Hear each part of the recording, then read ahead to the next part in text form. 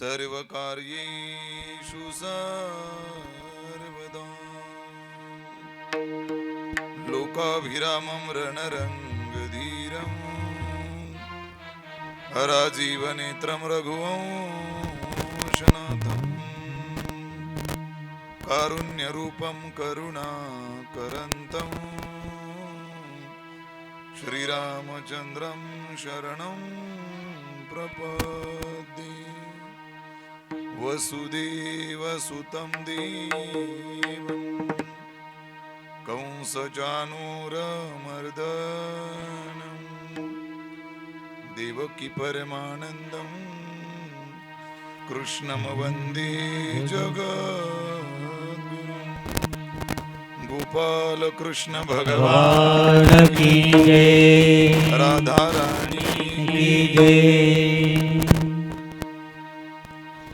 भगवान पांडुरंग परमात्म्याच्या अपार असीम पूर्व कृपेने, गणरायाच्या अपार असीम पूर्व कृपेने, अनेक साधू संत महात्म्यांच्या कृपाशीर्वादाने अष्टविनायक वारकरी सांप्रदायिक भजनी मंडळाच्या अथक अशा परिश्रमातून, संकल्पनेतून गेली अनेक वर्ष संपन्न होत असलेला हा अखंड हरिनाम सोहळा आणि या सोहळ्याचं हे कौतुकास्पद असं सुवर्ण महोत्सवी वर्ष आणि या सुवर्ण महोत्सवी वर्षाचं औचित्य साधून दुपार सत्रामध्ये आयोजित केलेली श्रीमद भागवत कथा ज्ञान यज्ञ सोहळा, या कथेचा आजचा पंचम दिवस आहे. बघता बघता 5 दिवस झाले बघा. बरेच जण विचार करत असतील आज जाऊ कथेला, उद्या जाऊ कथेला, आज जाऊ कथेला, उद्या जाऊ कथेला.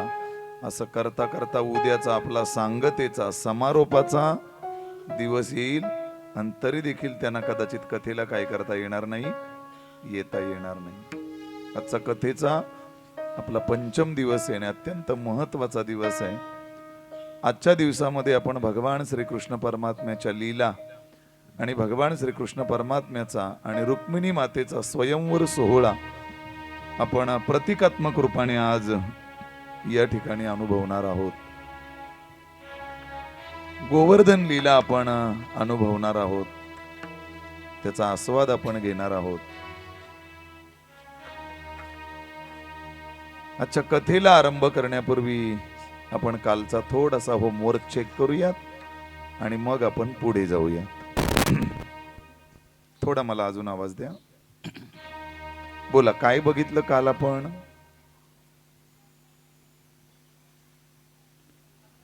काही नाही महाराज, आम्ही फक्त नाचलो तेवढंच आमच्या लक्षात आहे, बाकी काहीच लक्षात राहिलं नाही. हा, काय बघितलं? ध्रुव बाळाचं चरित्र आपण बघितलं होतं. काय त्याच्या वडिलांचं नाव होतं? उत्तानपाद नावाचा राजा, आणि त्याला 2 पत्न्या होत्या. काय नाव? सुनीती आणि सुरुची. या बाळासाठी टाळ्या वाजवा एकदा. काय बघितलं दुसरं अजून? जड भरत राजाचं चरित्र आपण बघितलेलं होतं. अजून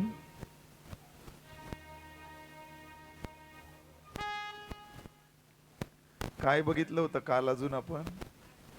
हा, तेच जड भरत राजाचं चरित्र आपण बघितलेलं होतं. अजामेळाचं चरित्र बघितलं होतं आपण. अजामेळाचं चरित्र. अजून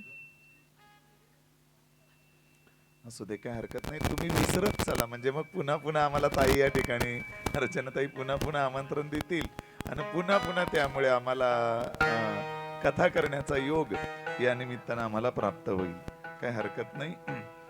आजच्या या कथेला आरंभ करण्यापूर्वी 2 मिनिटं त्या ईश्वराचं चिंतन करूयात, भजन करूयात आणि आजच्या कथेला आरंभ करूयात. श्री कृष्ण गोविंद हरे मुरारी, सर्वांनी प्रेमाने बोलायचं. नाथ नारायण वासुदेव. श्री कृष्ण गोविंद हरे मुरारी, हे नाथ नारायण कृष्ण गोविंद हरे मुरारी हे नाथ नारायण प्रेमाने बोला, सर्वांनी वासुदेव बोला, टाळी वाजवून बोला. गोविंद हरे मुरारी हे नाथ नारायण वासुदेवा. हे नाथ नारायण वासुदेव हे नाथ नारायण वासुदेव हे नाथ नारायण वासुदेव. हे नाथ नारायण वासुदेव. हे नाथ नारायण वासुदेव हे नाथ नारायण वासुदेव हे नाथ नारायण वासुदेव. हे नाथ नारायण वासुदेव. ओ श्री कृष्ण गोविंद हरे मुरारी हे नाथ नारायण वासुदेव कृष्ण गोविंद हरे मुरारी हे नाथ नारायण वासुदेवा.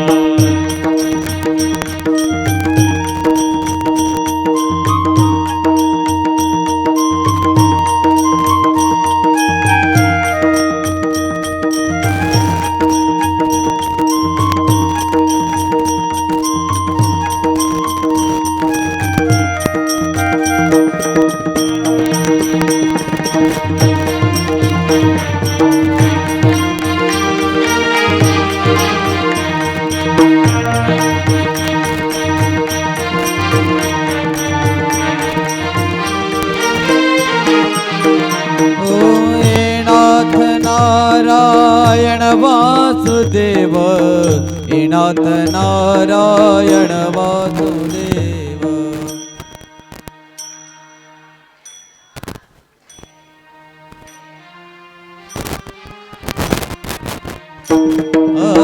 हे नाथ नारायण वासुदेव हे नाथ नारायण वासुदेव हे नाथ नारायण वासुदेव.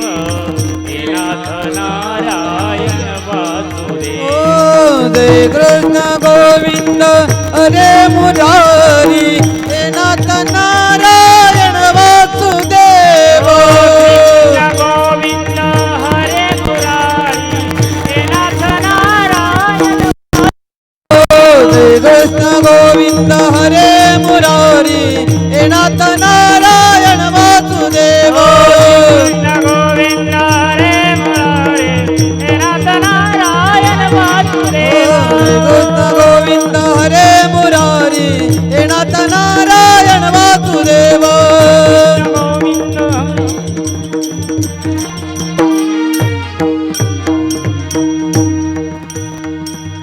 गोपाल कृष्ण भगवान की जय. आज की आनंद की जय राधा रानी की जय.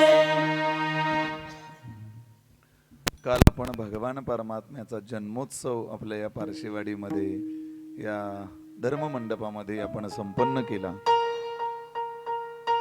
मला वाटतं केवळ फक्त प्रतिकात्मक रूपाने आपण भगवान श्रीकृष्ण परमात्म्याचा जन्मोत्सव या पारशेवाडीमध्ये साजरा केला तर इतका आनंद सगळेजण व्यक्त करत होते. मला वाटतं अर्चनाताई, जिथे प्रत्यक्ष भगवान परमात्मा ज्यांच्या घरात अवताराला आला होता, काय किती आनंद असेल आपण त्याचं वर्णन करू शकणार नाही. काल आपण फक्त भगवान श्रीकृष्ण परमात्म्याला वसुदेवजींनी डोक्यावर घेतलं होतं आणि डोक्यावर घेतल्यानंतर ते निघालेले होते इथपर्यंत आपण काय केलेलं होतं बघितलं होतं. आज खरं तर माझी प्रचंड मोठी कसरत आहे की मला भगवान परमात्म्याच्या काही बाललीला सांगायच्या आहेत.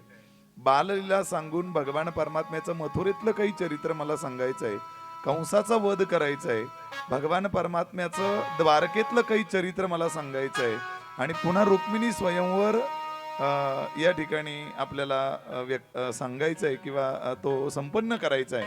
तर त्यामुळे मोजक्या काही लीला मी आपल्या समोर मांडण्याचा प्रयत्न करतो. वेळ माझ्याकडे अत्यंत कमी आहे. मला 5ला बरोबर थांबायचंय.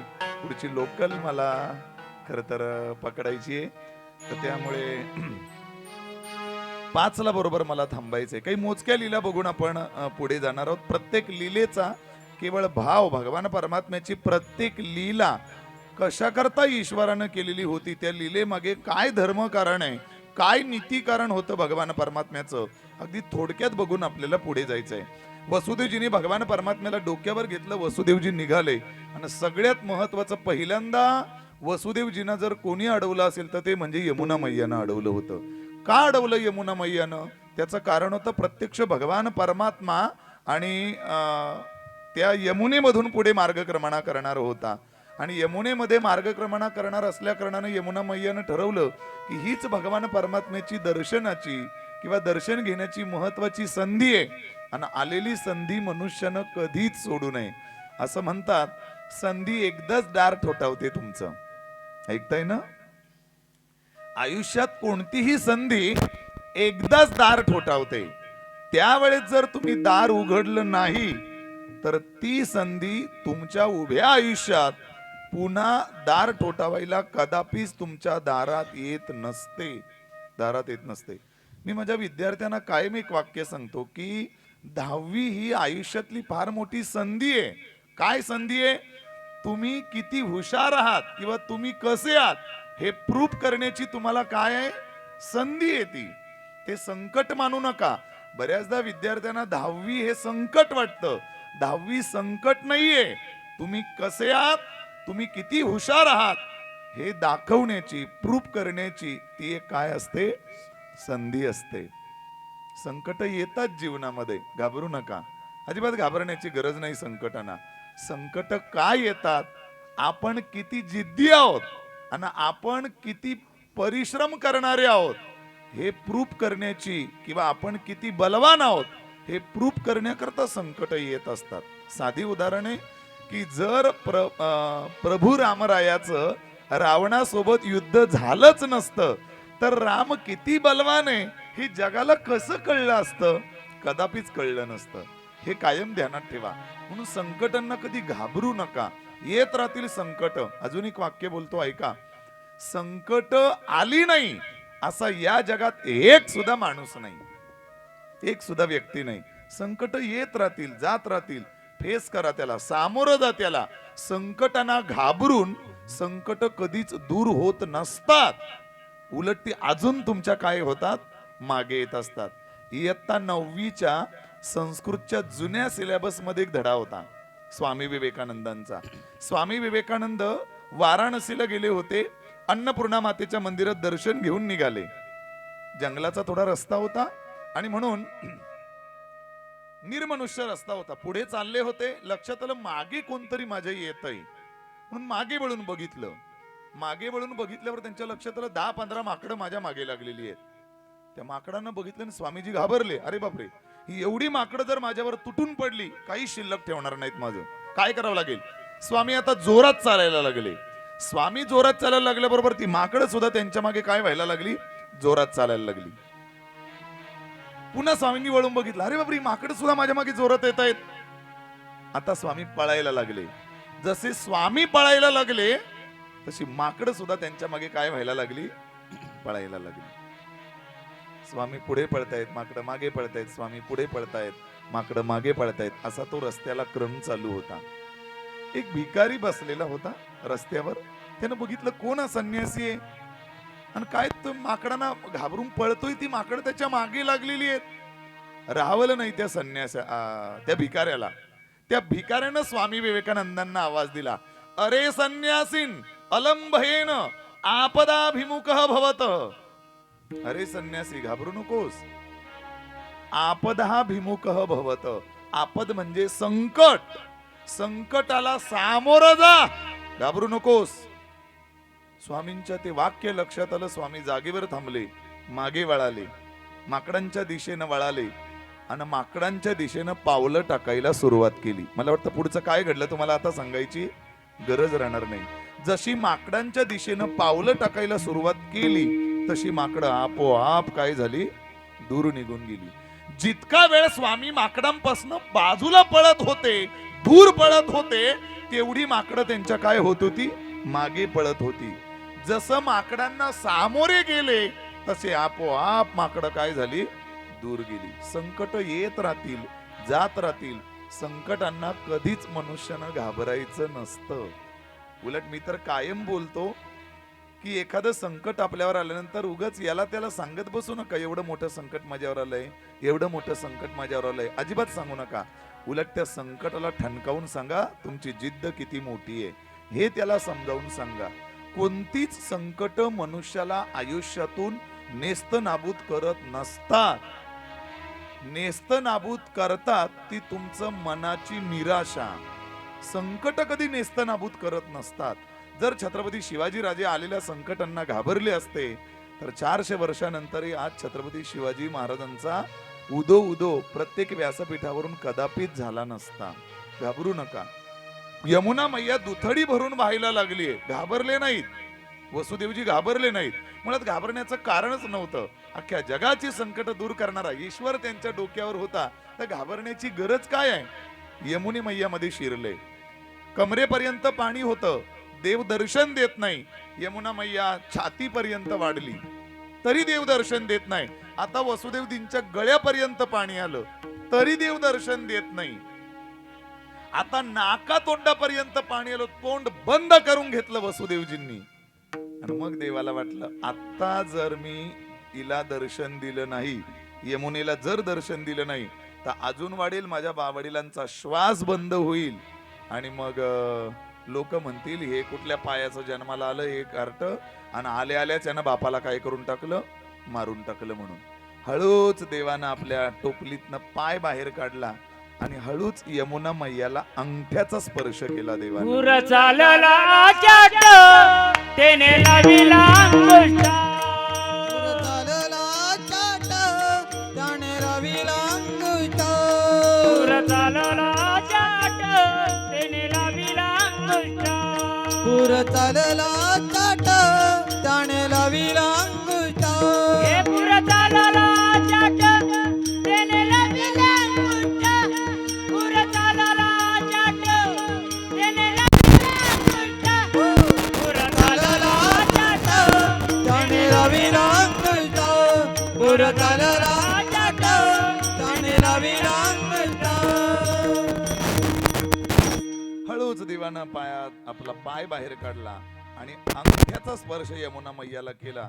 जसं दर्शन यमुना मैयाला झालं, यमुना मैया दुभंगली गेली, दुभंगली गेली आणि ताकीद देऊन ठेवली, माझे बाबा पुन्हा रिटर्न येणार आहे, तोपर्यंत पुन्हा पूर आणायचा नाही किंवा माझ्या बाबांची ही वाट अशीच्या अशीच मोकळी करून द्यायची.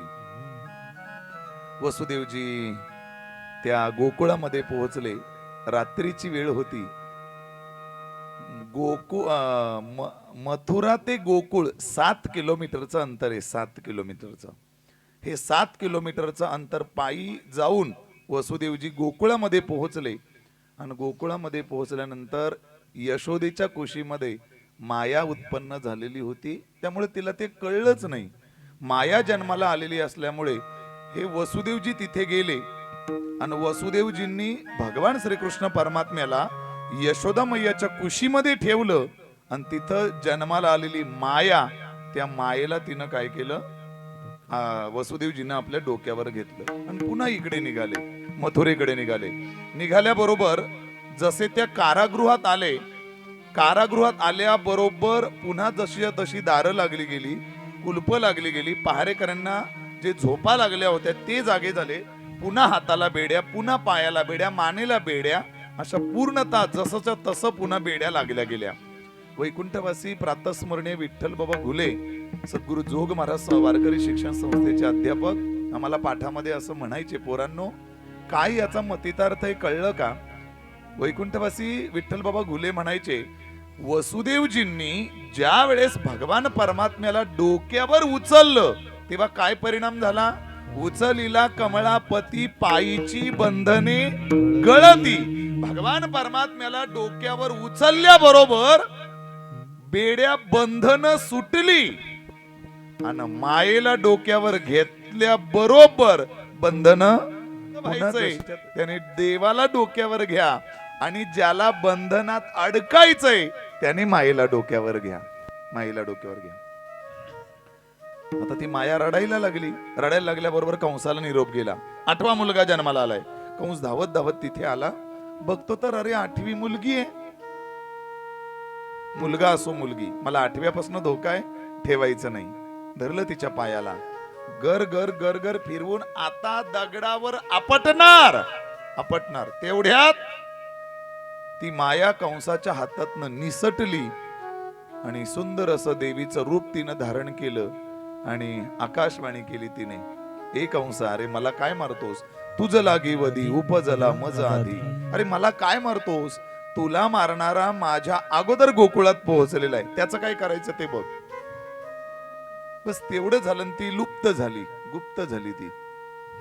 कंसानं विचार केला, अरे एवढा सगळा बंदोबस्त असताना सुद्धा माझा शत्रू गोकुळात पोहोचला कसा?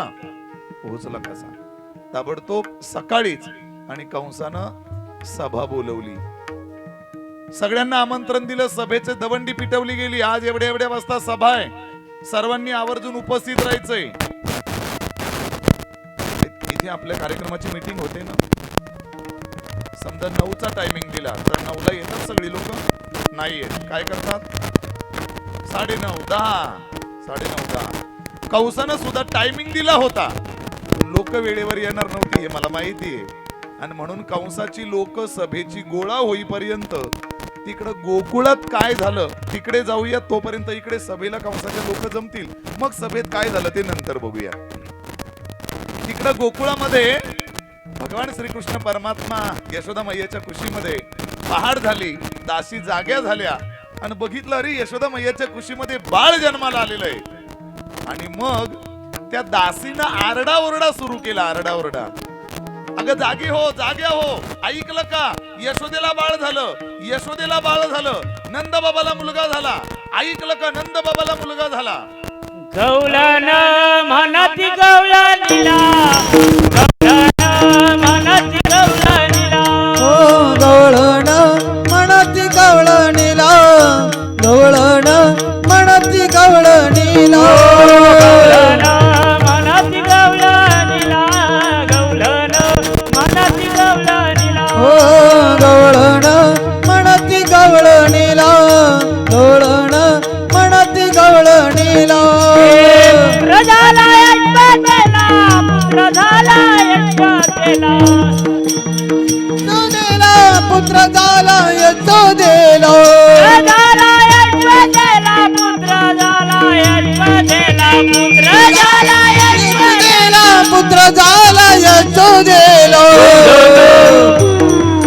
गवळण म्हणती गवळणीला, गवळण म्हणती गवळणीला, हो गवळण म्हणती गवळणीला, गवळण म्हणती गवळणीला, गवळण म्हणती गवळणीला, गवळण म्हणती गवळणीला. हो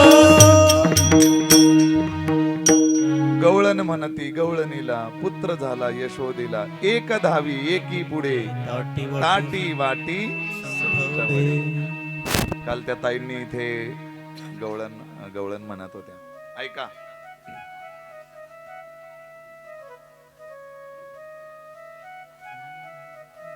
गोपाल राधा कृष्ण गोविंद गोविंद, हे गोपाल राधा कृष्ण गोविंद गोविंद, गोपाल राधा कृष्ण गोविंद गोविंद, हे गोपाल राधा कृष्ण गोविंद गोविंद, कृष्ण गोविंद सरका पुढे, सरका पुढे, सरका पुढे, सरका पुढे. कृष्ण गोविंद गोविंद राधे गोविंद गोविंद, गोविंद गोविंद राधे गोविंद गोविंद, कृष्ण गोविंद गोविंद राधे गोविंद गोविंद, राधे गोविंद गोविंद, राधे गोविंद गोविंद, गोविंद गोविंद, कृष्ण गोविंद गोविंद, गोपाल कृष्ण गोविंद गोविंद हे गोपाल राधा कृष्ण गोविंद गोविंद गोपाल राधे कृष्ण गोविंद गोविंद हे गोपाल राधा कृष्ण गोविंद गोविंद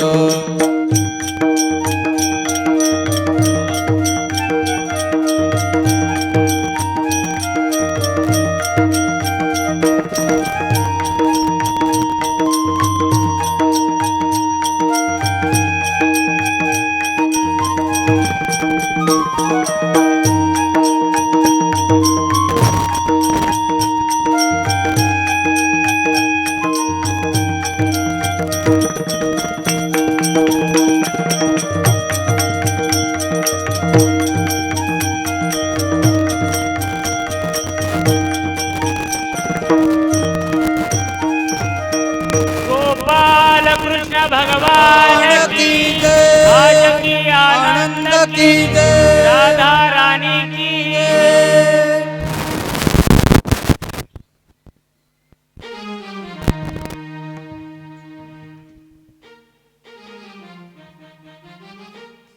एक गवळण दुसरी पुढे, दुसरी गवळण तिसरी पुढे, तिसरी गवळण तिच्या पुढे. प्रत्येकीला प्रचंड आनंद झाला होता. त्याचं कारण नंदबाबांना उतार वयामध्ये हा मुलगा प्राप्त झालेला होता. आणि नंदबाबा हे गोकुळातले पाटील होते, नंदबाबा होते, नंदराज होते. आणि त्यामुळे आपल्या राजाला, आपल्या पाटलांना एवढ्या वर्षानंतर वंशाला दिवा किंवा मुलगा प्राप्त झालाय म्हणून प्रचंड आनंद झाला होता. हे झालं व्यावहारिक कारण. पण जिथे देव येतो तिथे आनंद ना आनंदच असतो, वेगळं सांगायची गरज नाही. कारण देव म्हणजेच आनंदाचं स्वरूप आहे. देव म्हणजेच आनंदाचं स्वरूप आहे. ईश्वर आला की आनंद होतो हे वेगळं सांगण्याची गरज नाही. आणि म्हणून प्रचंड आनंद आहे. नंदबाबांनी या आनंदाच्या भरात सगळ्या गोकुळवासियांना वेगवेगळी, कुणाला वस्त्रदान, कुणाला गोदान, कुणाला सुवर्णदान, कुणाला अन्नदान, अशा वेगवेगळ्या प्रकारचं सगळं त्या गोकुळामध्ये द्यायला सुरुवात केलेली आहे. सगळेजण ज्याला वाटेल ते घेऊन जात आहेत आणि भगवान श्रीकृष्ण परमात्म्याचा आशीर्वाद सगळेजण घेत आहेत. सगळेजण भगवान परमात्म्याचं तोंड भरून सगळेजण कौतुक करतायत. गोकुळामध्ये प्रचंड आनंद व्यक्त होतो. इतका आनंद की ईश्वर या गोकुळामध्ये अवताराला आलाय या कारणास्तव भगवान महादेवाला सुद्धा राहवलं नाही. भगवान महादेव आपला कैलास पर्वत सोडून आणि साधूचा वेश घेऊन भगवान श्रीकृष्ण परमात्म्याच्या दर्शन करता भगवान महादेव काय झालेले आहेत, त्या गोकुळामध्ये अवतीर्ण झालेले आहेत. इकडे तोपर्यंत सगळी मंडळी सभेला कंसाच्या जमलेली होती. कंसानं सभा घेतली आणि त्या सभेमध्ये कंसानं आवाहन केलं, माझा शत्रू गोकुळामध्ये वाढतोय, त्या शत्रूला जो कोणी ठार करेल अर्ध राज्य त्याला बक्षीस देईल. कोण विडा उचलणार आहे? भरपूर पुरुष मंडळी जमलेली होती, पण एकही पुरुषाची हिंमत झाली नाही विडा उचलायची. त्या सभेमध्ये एक स्त्री उभी राहिली, एक महिला उभी राहिली. काय तिचं नाव? पुतना मावशी, पुतना. आणि तसंही बघायला गेले तर सगळ्या क्षेत्रात आता महिलाच पुढे आहेत. आता इथंच बघा ना, इथेच बघा, सगळ्या क्षेत्रात महिला पुढे आहेत. बघा, प्रत्येक क्षेत्रात आज महिला प्रचंड आघाडीवर आहेत, खूप आघाडीवर आहेत. मी क्षेत्र सांगतो, तुम्ही फक्त आघाडीवर आहेत एवढं बोलायचं. येतंय ना लक्षात मी काय बोलतो ते? मी क्षेत्र सांगतो, तुम्ही आघाडीवर आहेत एवढंच बोलायचं. 10वीचा निकाल लागला, महिला, जोरात बोला ना, तुमच्याकरता बोलतोय मी, तुमच्याकरता, तुमचं कौतुक चालू आहे. 10वीचा निकाल लागला, महिला आघाडीवर आहे. 12वीचा निकाल लागला, महिला. MPSC UPSC चा निकाल लागला, महिला. पोलीस क्षेत्रात महिला, राजकारणात महिला, समाजकारणात महिला, कथेला ऐकायला सुद्धा महिला, नवऱ्याला हाणायला सुद्धा महिला. हा, म्हणा म्हणा म्हणा, तुम्ही म्हणा, तयारच आहेत तुम्ही, तयारच आहेत तुम्ही. तेव्हा प्रत्येक क्षेत्रात महिला आघाडीवर आहेत. आणि म्हणून पुतना मावशी उभी राहिली आणि ती पुतना म्हणली, कंसा, अरे काल जन्माला आलेलं बाळ येते आणि त्याला मारायला एवढी सभा घ्यान, अर्ध राज्य बक्षीस द्यान, हे विडा ठेवान, पण लावला, काय गरज आहे त्याला? मी मारून येते, मी जाते मारायला त्या बाळाला, काय काळजी करू नकोस. सुंदर असं वारांगणेचं रूप तिनं धारण केलं आणि वारांगणेचं रूप धारण करून पुतणेनं स्तनामध्ये आपल्या विष भरलं आणि स्तनामध्ये विष भरून पुतना गोकुळामध्ये पोहोचली. पण कोणाच्या घरी नक्की ते बाळ जन्माला आलंय हे मात्र काय नव्हतं, माहिती नव्हतं, किंवा त्या मायेनं सांगितलं नव्हतं. तिनं फक्त एकच सांगितलं होतं, काय की गोकुळामध्ये तुझा शत्रू वाढतोय. कोणाच्या घरी पत्ता माहिती नव्हता, पत्ता सांगितलं नव्हता. आता शोधायचं कसं, युक्ती लढवली पुतणीनं. या गोकुळामध्ये 5 दिवसाच्या आत जेवढी बाळं जन्माला आलेली आहेत बस त्या सगळ्या बाळांना मारून टाकायचं, म्हणजे त्यात तो कंसाचा शत्रू कोणीतरी एक असेलच. ज्या घरात जायची 5 दिवसाच्या आतलं बाळ दिसलं की उचलायची, आपल्या स्तनाला लावायची, विष प्राशन केलं की ती बाळ जागेवरच मरून जायचं. असं करत करत करत करत करत ती यशोदा मैयाच्या दारामध्ये अंगणामध्ये पोहोचली. आवाज दिला, यशोदे बाहेर ये. बाहेर आली यशोदा. आता नवीनच ओळखीची नव्हती. विचारलं, कोण ग तू? अरे कोण ग तू म्हणजे मला ओळखलं नाहीस? मी तुझी मावस बहीण. मावस बहीण? कोणाच्या हळदींना भेट नाही, कोणाच्या दहाव्याला भेट नाही, कोणाच्या लग्नात भेट नाही, आणि कसली मावस बहीण? अगं मी लांबची मावस बहीण आहे, तुला मुलगा झालाय म्हणून बघायला आलीये मी. बरोबर ये म्हटली. बसायला दिलं आणि सांगितलं यशोदा मैयाने, बघ नुकताच झोपवलंय मी त्याला, नुकताच झोपलाय तो, नुकताच त्याला झोपी घातलंय, झोपू दे त्याला, तोपर्यंत बैस मी तुला दूध गरम करतेय, तो उठला की मग तू त्याला घे. भगवान परमात्म्यानं फक्त डोळे मिटलेले होते आणि यशोदा मैया जेव्हा अशी म्हणाली की तो झोपलेला आहे, नंतर त्याला घे, तेव्हा मनातल्या मनात भगवान श्रीकृष्ण परमात्मा विचार करतो, काय माझी आई वेडी आहे, मी काही झोपा काढण्याकरता आलोय? हे पहिलंच गिराईक आहे. आणि त्याला काय बोलतात तुमच्याकडे? बोनीचं गिराईक म्हणतात, बोनीचं असं म्हणतात. मला काही धंद्याचा अनुभव नाही, पण असं म्हणतात की बोनीचं गिराईक कितीही हलक्या भावाचं असेल तरी ते सोडायचं नाही. जर बोनीचं गिराईक तुम्ही रिटर्न पाठवलं तर त्या दिवशी तुमचा धंदा व्यवसाय व्यवस्थित होत नाही, व्यवस्थित होणार नाही. म्हणून बोनीचं गिराईक अत्यंत महत्वाचं आहे. पहिला दिवस अत्यंत महत्वाचा आहे, अत्यंत महत्वाचा आहे. तर त्यामुळे कारण कुणाचा हातगुण असतो तर कुणाचा पायगुण असतो, त्यामुळे ते पहिलं बोनीचं गिराईक सोडू नये.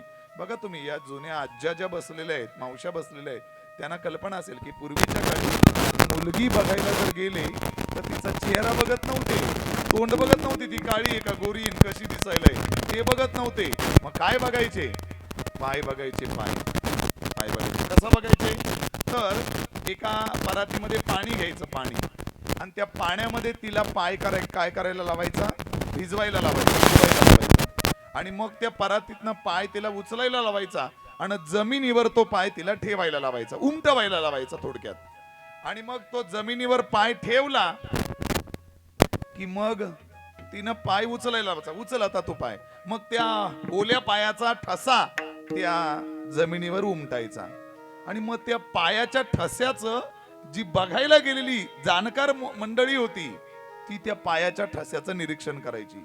जर पायाचा पुढचा पंजा आणि मागची टाच या दोघांच्या मध्ये जर कोरडी जागा राहिली असेल, समजायचं पोरगी चांगल्या पायाची आहे, लग्न जमवायला हरकत नाही.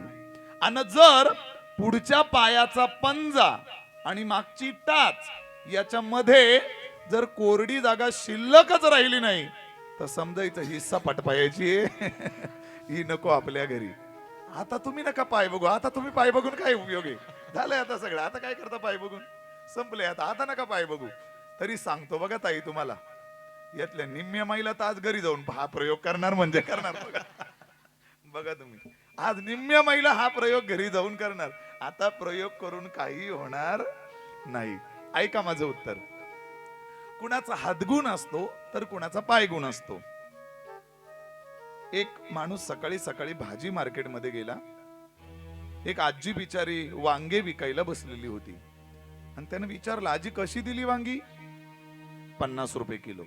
50 रुपये किलो, 30 रुपये किलो दे. ती आजी म्हणाली, अरे 50 रुपये किलो कुठे आणि तू मागतोस 30 रुपये किलो. अरे अजून बोनी झाली नाही माझी आणि तू 30 रुपये किलो. अरे तुझी बोनी झाली नाही, मग एक काम कर, माझ्या हातानं तू बोनी करूनच बघ म्हटले. एक अर्ध्या तासाच्या आत सगळी तुझी वांगी संपून जातील की नाही बघ. म्हटली हो, एवढा तुझा हातगुण चांगला आहे? मग एवढा माझा हातगुण चांगला आहे. त्या आजीने विचारलं, काय रे, कशावरनं सांगतोस तू तुझा हातगुण चांगला आहे म्हणून? त्यानं सांगितलं, कशावर म्हणजे? माझ्या बापाकडं 100 एकर जमीन होती म्हटले, पण माझा हात लागल्यावर 1 एकरही शिल्लक राहिली नाही म्हटले. एवढा माझा हातगुण. याला काय हातगुण बोलतात? याला हातगुण म्हणतात? ऐका, त्यामुळे बोनीचा गिराईक कितीही हलक्या भावाचं जरी असलं तरी बोनीचं गिराईक सोडायचं नाही. कृष्णानं ठरवलं की बोनीचं गिराईक आहे, पहिलीच राक्षसीन मला मारायला आलेली आहे आणि मी आलोयच त्याच्या करता, राक्षस मारण्याकरताच, या निर्दळांचा, आपल्या या राक्षसांचं निर्दळन करण्याकरताच माझा अवतार आहे, माझा अवतार आहे. त्यामुळे हिला सोडायचं नाही. रडायला सुरुवात केली देवानं. सांगतो 1 मिनिट. देवानं डोळे का मिटले होते त्याची 2-3 कारण आहेत. तशी 19 कारण श्रीमद भागवतामध्ये सांगितलेली आहेत. मला फक्त 2 ते 3 सांगायची, वेळ कमी आहे. नंबर 1, का डोळे मिटले होते? पहिलं कारण की पुतना काय घेऊन आली होती स्तनामध्ये? विष घेऊन आली होती. आणि देवानं विचार केला, मी तर नुकताच जन्माला आलोय, मला अजून विष पिण्याचा काय नाहीये, अनुभव नाहीये. विष पिण्याचा अनुभव कोणत्या देवाला आहे? भगवान महादेवाला विष पिण्याचा अनुभव आहे. आणि म्हणून देवाना डोळे मिटून महादेवाचं ध्यान केलं होतं. देवा, तुम्ही माझ्या कंठामध्ये स्थानापन्न व्हा आणि जी पुतणेच्या माध्यमातून मी जे विष पिणार आहे ते कोण, काय करा तुम्ही, ते प्राशन करा, कारण मला अनुभव नाहीये. या करता डोळे मिटले होते. कारण देवाकडे गेल्यानंतर आपण डोळे मिटून देवाची प्रार्थना करतो. नंबर 1. दुसरं कारण का डोळे मिटले होते? ही पुतना मागच्या, म्हणजे ही पुतना जी मला मारायला आलेली आहे, ही नक्की मागच्या जन्मातली आहे कोण?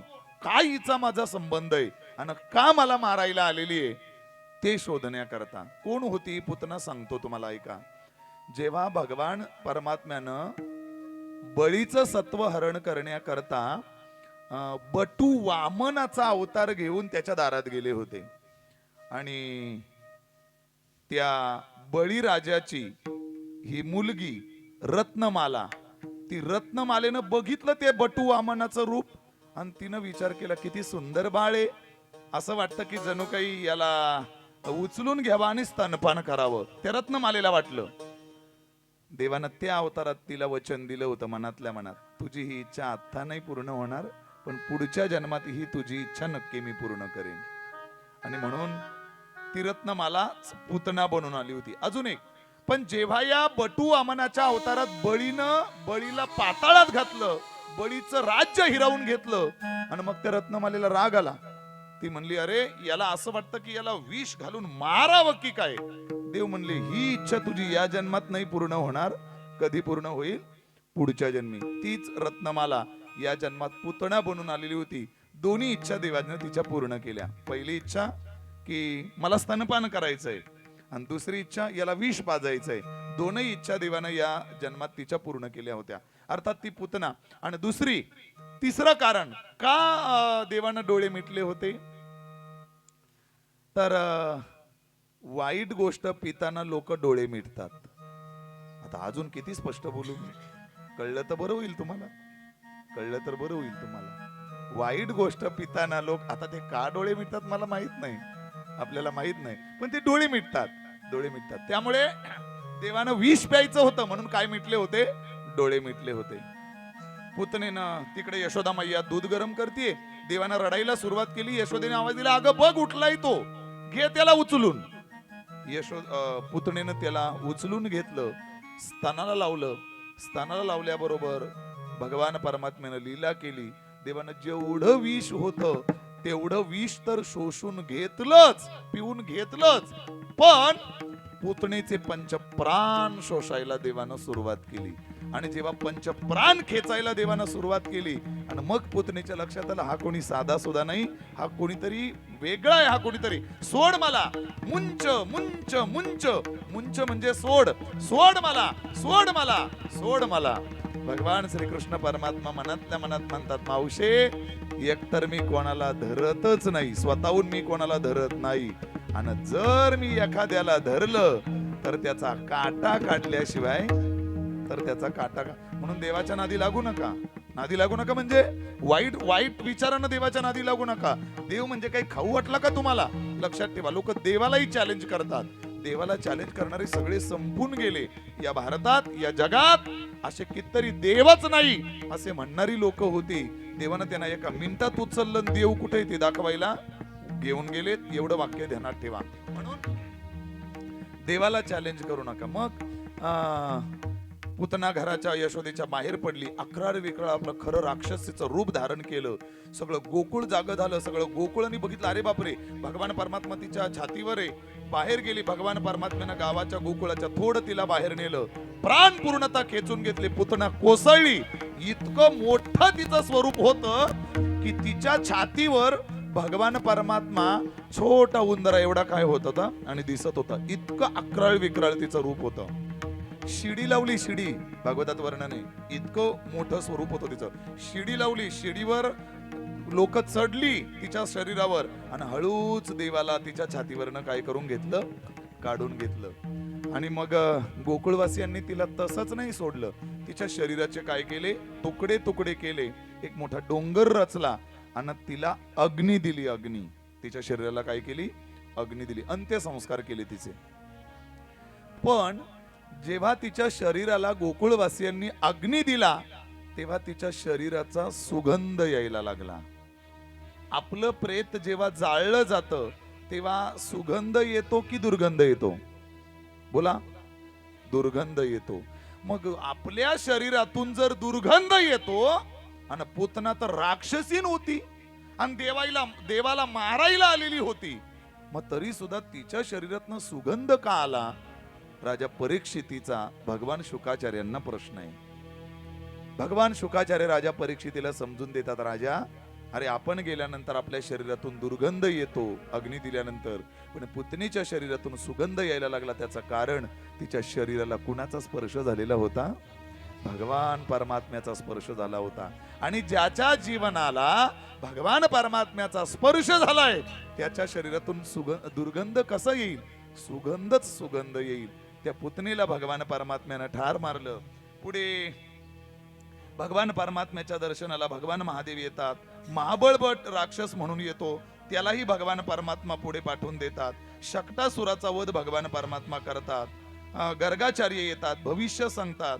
आणि पुढे हळूहळू हळूहळू वेळ कमी असल्यामुळे माझा भगवान परमात्मा हळूहळू काय व्हायला लागला? मोठा व्हायला लागला, रांगायला लागला. माझा भगवान परमात्मा कसा रांगत होता, नाथ महाराज त्याचं वर्णन करतात. तलवे तलहात टेकीत, तलवे तलहात टेकीत, डाव्या गुडघ्यान रांगत,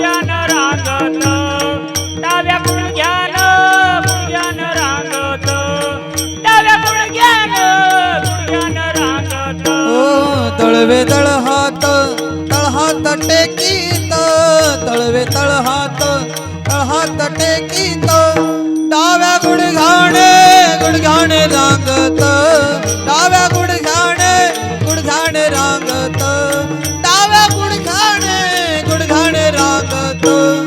ओ रंगानी रंगनाथ तो माझे देखीला साजणी, रंगानी रंगनाथ तो देखीला साजणी. तलवे तळहात टेकीत, तळवे तळहात. करायला लागले. पेंड्या, वाकड्या, बोबड्या, सुदाम्या असे सगळे गोपाळ भगवान परमात्म्यानं जमा केले.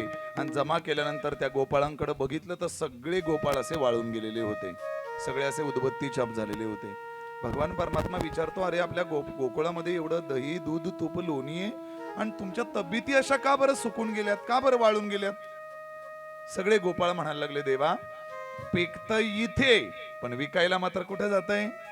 मथुरेला विकायला जाते. अरे पण मागायचं ना तुम्ही तुमच्या आईबाबांकडे. नाही म्हणले, खूप वेळा मागितलं पण आमचे आईबाबा काही देत नाहीत. ठीक आहे म्हणले, जर ज्यावर आमचा अधिकार आहे, ज्यावर आमचा अधिकार आहे आणि ते जर आम्हाला मागूनही मिळत नसेल तर शास्त्र म्हणतं ते चोरून खाल्लं तरी त्याला काय लागत नाही? पाप लागत नाही. साधी गोष्ट आहे बघा. तुमच्या घरामध्ये म्हणजे सहज कदाचित लोक भगवान परमात्म्याला नावं ठेवतात, काय तो देव आणि कसला तो कृष्ण देव, चोऱ्या करतो तो कसला देव आलाय. पण ऐका, समजा तुम्ही बेसनाचे लाडू केलेले आहेत किंवा मेथीचे लाडू घरामध्ये केलेले आहेत आणि पोरं एकदमच संपवून टाकतील म्हणून तो डबा तुम्ही कुठेतरी लपवून ठेवलेला आहे आणि मुलगा दुपारी शाळेतून आलेला आहे, त्याला भूक लागलेली आहे आणि त्यानं तो डबा शोधला आणि चोरून त्यातले 1-2 लाडू खाल्ले, त्याला पाप लागेल? पाप लागणार आहे? अरे त्यावर त्याचा अधिकार आहे, त्यावर त्याचा अधिकार असल्यामुळं त्यानं चोरून खाल्ले काय आणि तसं खाल्ले काय, त्याला पाप लागणार नाही. या दही दुधावर पहिल्यांदा गोपाळांचा अधिकार आहे आणि त्यांना न देता गवळणी कुठं नेऊन देत होत्या? मथुरेला नेऊन देत होत्या. म्हणून सगळ्या गोपाळांना भगवान परमात्म्यानं सांगितलं, एक चौर्य मंडळ स्थापन केलं आणि चौर्य मंडळ स्थापन करून सगळ्या गोपाळांना सांगितलं, बस उद्यापासून आज रात्रीपासून आपण चोरी करून खायचं. प्रत्येकाला सांगितलं, एकेकानं एक साहित्य घेऊन या. पेन द्या, तू सरडचे काटे घेऊन ये. वाकड्या, तू काठी घेऊन ये. बोबड्या, तू गाळीव माती घेऊन ये. पेन द्या, तू गोट्या घेऊन ये. असं प्रत्येकाला एक साहित्य, चोरीच्या वस्तू आणायला सांगितल्या. त्यात एक बोबड्या होता, बोबड्या. आता ते बोबड होतं, ते त्याला नीट बोलता येत नव्हतं पण तरी ते नुसतं पुढं पुढं करत होतं. ते बोबड ते समोर आलं म्हणलं, कृष्णा अरे काय पिक्चर मालिका वगैरे बघतोस की नाही तू? अरे चोरी करायला जायचंय काय? हे गोट्या आणि हे सराटीचे काटे आणि हे माती, हे असली काही चोरी करण्याची साधन आहेत? भगवान परमात्मा त्याला म्हणतात, बोबड्या तू शांत बैस, तू शांत बस, सगळं बरोबर होईल. वेळ आली की सगळे तुम्हाला काय करायचंय, कसं कुठं वापरायचंय सगळं कळेल तुम्हाला, तू शांत बैस. पण बोबडे ऐकायलाच तयार नाही. नाही नाही नाही, हे सांग पहिले आम्हाला कसं आहे ते, सांग पहिलं असं कसं आहे ते. खर तर संस्कृत मध्ये एक श्लोक आहे 9वीच्या पुस्तकामध्ये, मौनम सर्वार्थ साधनम. मनुष्यानं कधी अति बोलणं टाळलं पाहिजे, शांत राहिलं पाहिजे, गप्प राहिलं पाहिजे. पण अति बोलण्यामुळं संकटात जातात माणसं, संकटात जातात. 3 मुली होत्या एका बापाला, सुंदर होत्या दिसायला, पण लग्नच जमत नव्हतं त्यांचं. वयामध्ये खिरीचं वर्णन केल्यामुळं जिनं बनवली होती तिला काही गप्प रावलं नाही, ती पटकन बोलून गेली.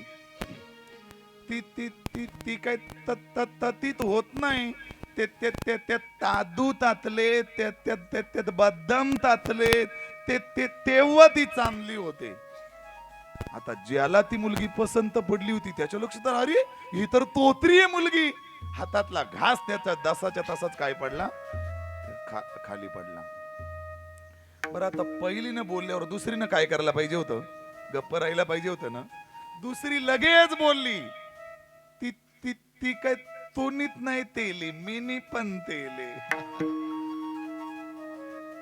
बरं आता दोघी बोलल्या तर बोलल्या, तिसरीनं गप्प राहायला पाहिजे होतं ना. तिसरीने लगेच तोंड घातलं, बाबा या दोधीत बोलल्या, मी नाही बोलली. अगं पण हे सुद्धा कशाला बोलली, हे सुद्धा कशाला बोलली तू? शास्त्र सांगतंय मौनम सर्वार्थ साधनम. एखादी तुमच्या हातानं चूक झालीये, तुमचा नवरा तुम्हाला ओरडतोय, भांडतोय, तुमचं काम आहे शांत राहा. 1 मिनिटात भांडण शांत होईल. तुम्ही त्याला प्रत्युत्तर दिलं रे, दिलं का तुमच्या नको बोलायला पुढचं, तर त्याच्यामुळे भांडण वाढणार म्हणजे वाढणार, एवढं ध्यानात ठेवा. तेव्हा ते बोबडे ऐकायला तर नाही. कृष्णा तू हे सांग पहिले आम्हाला, ही काय भानगड आहे? ऐकत नाही. शेवटी नाही लसो कृष्ण म्हणायला लागला, अरे बोबड्या, आपण चोरी करून जर का सापडलो, गवळणी जाग्या झाल्या, त्या जर आपल्या मागे लागल्या, आपण छोटे आहोत, आपली पावलं छोटी छोटी पडतील, गवळणीची पावलं मोठं आहेत, ती पटापट चालतील आणि आपल्याला पकडतील. मग जर का गवळणी जागे झाल्या आपल्या मागे लागल्या, हे बघे सारड्याचे काटे आहेत ना, काटे, त्यातला एक काटा उभाच राहतो. खूप काटे असतात त्याला चारी बाजूनं, एक काटा त्यातला उभाच राहतो. हे काटे त्यांच्या रस्त्यावर टाकून द्यायचे. हे काटे त्यांच्या रस्त्यावर टाकले की गवळणी पुढे आल्या की त्यांच्या पायाला काय भरणार? काटे भरणार. काटे भरले का गवळणी तिथेच जागेवर थांबून राहणार. पण ते बोबड्या त्याला रावत नाही. ते बोबड्या म्हणला कुतना, पण ते त्या दल तप्पल घालून आल्या, तल त्या जर चप्पल घालून आल्या तर म्हणले खरंय बोबड्या तुझं, चप्पल घालून आल्या तर काट्यांचा काही उपयोग होणार. मग हे बघ बोबड्या, जर त्या चप्पल घालून आल्या आणि काट्यांचा उपयोग झाला नाही, हे बघ ही माती आहे ना, ही माती त्यांच्या तोंडावर फेकून द्यायची. माती तोंडावर फेकली का त्यांच्या डोळ्यात माती जाईल, डोळे चोळत बसतील, आपण पटकन काय होऊयात, पुढे निघून जाऊयात. पण तरी त्या बोबड्याला रावलं नाही. बोबड्या म्हणला कुतना, पण ते त्या दल तत्मा घालून आल्या तर, चष्मा घालून आल्या तर काय करायचं. म्हणले बोबड्या बरोबर आहे तुझं, जर चष्मा घालून आल्या तर आपल्याला त्याचा काहीच उपयोग होणार नाही. हे बघ या गोट्या आहेत ना, या गोट्या त्यांच्या रस्त्यावर टाकायच्या आणि काय करायचं, निघून पुढे जायचं. ठरलं सगळे. अनेक भगवान परमात्मा सगळ्या गोपाळांना घेऊन आज या घरी, उद्या त्या घरी, परवा त्या घरी, अशा अनेक वेगवेगळ्या घरी भगवान परमात्मा काय करू लागला, जाऊन दया दुधाची चोरी करून भगवान परमात्मा सगळ्या गोपाळांना पोटभर देऊ लागला. याल तरी यारे लागे, अवघे माझ्या मागे मागे, आजी देतो पोट भरी, पुरे म्हणाल तो वरी. हळूहळू चाला, कोणी कोणासी न बोला, तुका म्हणे सांडा घाटे, तेने नका भरू पोटे. पोट भरून भगवान परमात्मा रोज त्या गोपाळांना काय करू लागला, देऊ लागला. आज या घरी चोरी, उद्या त्या घरी चोरी, परवा या घरी चोरी, असं करता करता करता करता भगवान परमात्म्याच्या इतक्या इतक्या इतक्या खोड्या भगवान परमात्म्याच्या वाढल्या, इतक्या खोड्या की गवळणी सगळी गाराणी घेऊन गवळणी काय करू लागल्या, भगवान परमात्म्याच्या घरी यशोदा मैयाकडे गाराणी घेऊन जावं लागल्या. सगळ्या गवळणी एकत्र मीटिंग घेऊन यशोदा मैयाच्या घरी गेल्या आणि यशोदा मैयाच्या घरी जाऊन गाराणी सांगू लागल्या. पहिली धावून आली, ती म्हणली, ए यशोदे, अगं काल तुझा कृष्ण माझ्या घरी आला होता, तो काना माझ्या घरी आला होता, माझा म्हातारा बाहेर आणि झोपलेला होता, बाजेवर झोपला होता. या कृष्णानं तो डेरा उचलला आणि तो डेराच म्हाताऱ्याच्या डोक्यामध्ये आपटला. नशीब त्याने काजू बदाम खाल्लेले होते, मजबूत होता माझा म्हातारा, म्हणून तो वाचला. नाहीतर त्याच ठिकाणी त्याची तिरडी काय करावी लागली असली, उचलावी लागली असते. कुठला डेरा फोडला भगवान परमात्म्यानं, तुमच्या माझ्या अहंकाराचा डेरा फोडला, अहंकाराचा. जर मी मिळावा असं, मी जर गोकुळात अवतार घेतलाय आणि माझ्या सोबत राहणारी गोकुळातली माणसं ही अहंकारी असून चालणार नाहीत, त्यांना मी प्राप्त होणार नाही, म्हणून अहंकाराचा डेरा भगवान परमात्म्यानं फोडला. दुसरी धावून आली, अगं परवा माझ्या घरी आला होता तो, माझी सुनबाई आणि रांगोळी काढत होती बाहेर अंगणामध्ये, सुंदर असे रंग भरले होते तिने, आणि तुझा कृष्ण आला आणि त्या रांगोळीवर त्यानं काय केली, सू केली, म्हटली सगळी रांगोळी पुसून टाकली त्यानं. कोणती रांगोळी पुसली आणि कशाची रांगोळी पुसली माझ्या भगवान परमात्म्यानं. भगवान परमात्म्याला या क्रियेतून काय दाखवून द्यायचंय की या सृष्टीचा चित्रकार मी आहे, या सृष्टीचा निर्माता मी आहे. मला जसं वाटेल तसे रंग मी या सृष्टीमध्ये काय करत असतो, भरत असतो. मी स्वतः चित्रकार आहे. आणि त्या गवळणीला अहंकार झाला होता की मला सुंदर छान रांगोळी काढता येते, मी सुंदर छान रांगोळीमध्ये रंग भरते, म्हणून तिचं ते गर्व किंवा तिला दाखवून द्यायचं होतं की मीच या सृष्टीचा एकमेव चित्रकार आहे. आणि म्हणून जाऊन त्या रांगोळीवर भगवान परमात्मा काय करतात, सू करताय. चौथी गवळण धावून येते, ती म्हणते, यशोदे, अगं आता काल परवा माझ्या घरी आला होता, माझी सुनबाई काम करत होती, दोन्ही हात तिचे भांडी घासत होती, दोन्ही हात तिचे माकलेले होते, तुझा तो मुलगा, तुझा तो कृष्ण आला आणि त्यानं माझ्या सुनेच्या मुखाला काय घेतलं, चुंबन घेतले. म्हटलं माझ्या सुनेच्या मुखेला. जर तिच्या नवऱ्यानं बघितलं असतं तर किती तिला त्रास झाला असता. अनेक वेगवेगळ्या एक गवळण धावून आली, ती म्हणाली, अगं काल मी आणि पहाटे पहाटे मी गाई धुवायला गेले, तर तिथं गाई नव्हत्या, तिथं यानं काय बांधून ठेवलेले होते, गाढवा बांधून ठेवली होती. आणि मी जेव्हा गाढवा खाली गाय धुवायच्या याच्यानं बसले, मला प्रचंड लात मारली त्या गाढवानं, आणि एकीकडे मी पडले, एकीकडे माझ्या हातातलं भांड पडलं. किती त्रास सहन करायचा. एवढी सगळी गाराणी सगळ्या गवळणी यशोदा मैयाला सांगतात, तर यशोदा मैया त्यांना उत्तर काय देते, बाळ सगुण गुणाचे तान ग बाल सगुण गुणाचं तान, बाळ सगुण गुणाचं तान, बाळ सगुण गुणाचं तान. बाल दिसतय गोजिरवान ग बाल दिसतय गोजिरवान, बाळ दिसतय गोजिरवाण, बाळ दिसतय गोजिरवाण. काय सांगा त्या गाराने ग गोकुळच्या नारी, काय सांगा त्या गाराने ग गोकुळच्या नारी. काय सांगत गराणे ग गोकुळच्या नारी, काय सांगत गराणे ग गोकुळच्या नारी. यशोदा मैया एवढी सगळी गाराणी गवळणी सांगतायत तरी यशोदा मैया उलट आपल्या बाळाचं कौतुक करते. अगं काय बोलता तुम्ही, 5 वर्षाचं माझं तान बाळ येते, बाळ सगुण गुणाचे ताने, बाळ दिसतई गोजिरवाणी, काय सांगता गाराणी गे गोकुळच्या नारी. उलट यशोदा मैया त्यांच्यावर आरोप करायला लागली. का? आपल्या बाळानं कितीही गुन्हे केले. एक तत्ववेत्ता असं म्हणतो की जगातलेच तुमचे सगळे गुन्हे माफ करणारं एकमेव न्यायालय आहे, ते न्यायालय म्हणजे आई. जगातले सगळे गुन्हे तुमचेच जगातले सगळे गुन्हे माफ करणारं या जगात एकमेव न्यायालय आहे, ते न्यायालय म्हणजे आईचं कोर्ट आहे, आईचं न्यायालय आहे. किती तुम्ही चुका करू द्या तरी आईसाठी तुमचं बाळ किंवा ते बाळ सगुणाचं असतंय, चांगलं असतंय, गुणाचंच असतंय, हे आईचं न्यायालय आहे. उलट यशोदा त्यांना सांगायला लागली, अगं तुम्हीच माझ्या बाळाला त्रास देता, तुम्ही लपवून याचा भवरा, आळ घेता शारंग धरा, तुम्ही 12 घरच्या 12 गे गोकुळच्या नारी. तुम्ही त्याचा भवरा लपवताय, तुम्ही लपवून याची गोटी, लागता याचे पाठी, तुमची एवढीच रीत खोटी गे गोकुळच्या. तुम्हीच खोट्यात. माझं बाळ एवढं सगुण गुणाचं तान आहे, चांगलं माझं बाळ आहे. एवढी आम्ही गाराणी सांगतोय तरी देखील यशोदा मैया आमचं गाराणी ऐकत नाही. त्यात एक प्रभावती नावाची गवळण होती. प्रभावती आपल्या इथे नाही कोणी प्रभावती नाही ना. ती प्रभावती नावाची गवळण होती. प्रत्येक मीटिंग मध्ये तिला पुढे पुढे बोलायची जाम सवय होती. ती सगळ्यांच्या पुढे आली, यशोदे एवढे जण आम्ही गाराणं सांगतोय तरी देखील तू ऐकत नाहीस. कृष्णा हिम्मत असेल तर माझ्या घरी येऊन दाखव, नाही तुला रंगे हात पकडून तुझ्या आई समोर उभं केलं तर नाव प्रभावती सांगणार नाही. आणि मी त्या दिवशी बोलून गेलोय, एकदा बाईनं जर पदर खोसला तर बाई कोणाला ऐकत नाही. भगवान श्रीकृष्ण हळूच आईच्या पाठीमागून डोकं काढून बघतात, कोण एवढं मला चॅलेंज करते. पोरांना सांगितलं, पोरांनो घ्यायचा घर नंबर लिहून घ्या, पत्ता लिहून घ्या म्हणले. आज घर नंबर पत्ता लिहून घेतला पोरांनी आणि आज म्हणले हिच्याकडे जायचे. 12:01 वेळ आहे. सगळे गोपाळ तिच्या घरी पोहोचलेले, दही दूध तूप लोणी सगळं काही खाऊन झालेलं आहे. आणि भगवान श्रीकृष्ण परमात्मा म्हणतात, पोरांनो तुम्ही जा आता, मी थांबतो इथेच. हिची फजिती करावी लागेल ना, चॅलेंज केलं नाही ने मला, तुला पकडून दाखवते म्हणून. तुम्ही जा म्हणले पळून.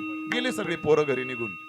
पहाड झाली, गवळण उठली. प्रभावती उठल्याबरोबर बघितलं तर अरे बापरे, सगळा धिंगाणा केलेला आहे. सगळं दही दूध तूप लोणी सगळं फोडून, डेरे सगळे फोडून मोकळे आहेत. बघितलं तर दाराला तर आतून कडी आहे. ज्या अर्थी दाराला आतून कडी आहे त्या अर्थी नक्की चोर काय असेल आतमध्येच आहे. बघितलं तर भगवान श्रीकृष्ण परमात्मा होता, एकटाच. प्रभावतीला आश्चर्य वाटलं, अरे एकटाच तू आणि या एकट्याने एवढा सगळा धिंगाणा केलाय. अरे तुझं पोट आहे का अक्कल कोट आहे? खातो किती तू? धरलं. थांब म्हणले, आता सकाळ होते, यशोदेला तुझ्याकडे नेते, तुला यशोदेकडे नेते. फार चरचर बोलते, ऐकत नाही आमचं. एवढ्या गवळणी आम्ही गाराणी सांगतोय, बघ म्हणावा आज रंगे हात तुझ्या पोराला पकडून दाखवलंय. सकाळ झाली, कृष्णाच्या हाताला धरलं. 5 वर्षाचं बाळ निघाली. खोसला पदरतीनं निघाली बाई रस्त्यालाच. आणि तिचं बोलणं चालू आहे, नवरा तिच्या पाठीमागे बोलणं चालू आहे. दाखवते आता यशोदेला, बघ आता रंगे हात पकडलंय, बघ आता एवढे जण आम्ही सांगत होतो ऐकत नव्हतीस, बघ आता काय करते बघते मी, काय शिक्षा करते बघते आता, बघ रंगे हात त्याला पकडून आणलंय म्हणून. असं बोलणं चालू होतं. अर्ध्या वाटेपर्यंत गेली आणि कृष्णानं लीला केली, मावशी मगापासून एकच हात पकडलंय तुम्ही माझा, खूप दुखतोय माझा हात, असं करा ना, मला माझा दुसरा हात पकडा ना तुम्ही, त्या हाताला घ्या ना मला, म्हणजे तुमचाही हात चेंज होईल आणि माझाही हात आज काय होईल, चेंज होईल. तिलाही दया आली हो त्या 5 वर्षाच्या बाळाची आणि तिनं या हाताचा कृष्ण आता या हाताला घेतला. पण तिची चूक अशी झाली का समोरून या हाताला घेण्याच्या ऐवजी तिनं काय केलं, पाठीमागून या हाताला घेतलं. देवानं अशी लीला केली की जेव्हा या हातातला देवाचा हात आपल्या या हातात घ्यायचा आहे, देवानं तो हळूच आपला हात तिच्या हातातनं काढून घेतला आणि देवानं तिच्या नवऱ्याचा हात तिच्या हातात दिला. ते नवरा पाठीमागच चालत होता. नवऱ्याचा हात हातात तिच्या दिल्यानंतर बरं आता बाईनं पदर कोसलेले, ती मागं बघायलाच तयार नाही इकडे काय चाललंय ते. दाखवते यशोदेला. कृष्ण तिच्या अगोदर पळून घरी जाऊन तिकडे जाऊन थांबला. आणि नवरा म्हणायला लागला, ए अगं गेला ते पळून, का बसा तुम्ही, तुमचं काय ऐकणार नाही मी आज मला कोणाचं ऐकायचं नाही. कोणी जर आलं तरी मी आज थांबणार नाही. आज यशोदेला मला दाखवायचंय. अगं मी हाताला गेला तू गप बसा तुम्ही, सांगते ना मी ऐकणार नाही म्हणून, कोणाचं मला ऐकायचं नाही. ऐकायलाच तयार नाही. आणि पोहोचली यशोदेच्या घराजवळ. यशोदे बाहेर ये. आता यशोदेला हे रोजचं झालं होतं, रोजचं मडन त्याला कोण रड, रोजचं झालं होतं, रोजगारानी. मग यशोदा बाहेर निघाली. तेवढ्यात कृष्ण म्हणाला, आई आज एकटी नको बाहेर जाऊ, आज मला कडेवर घेऊन बाहेर जा.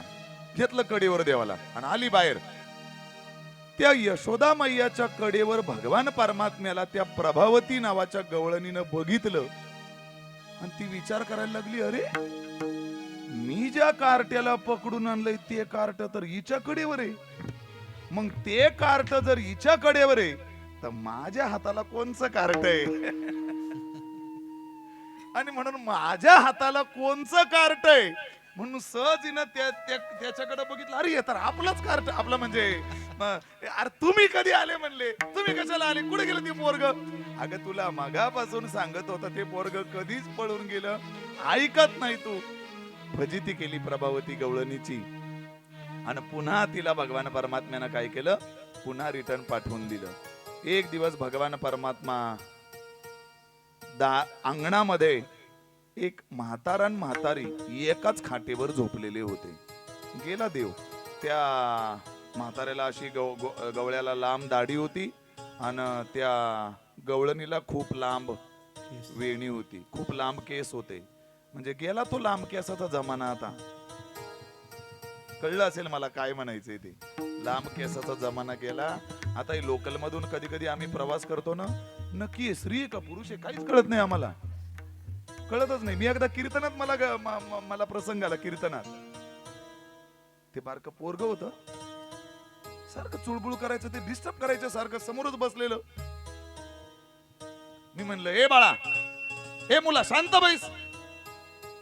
मग ते त्याचे शेजारी त्याचे पॅरेंट्स बसलेले होते. ते म्हणले, महाराज हा मुलगा नाही ही मुलगी आहे म्हणले.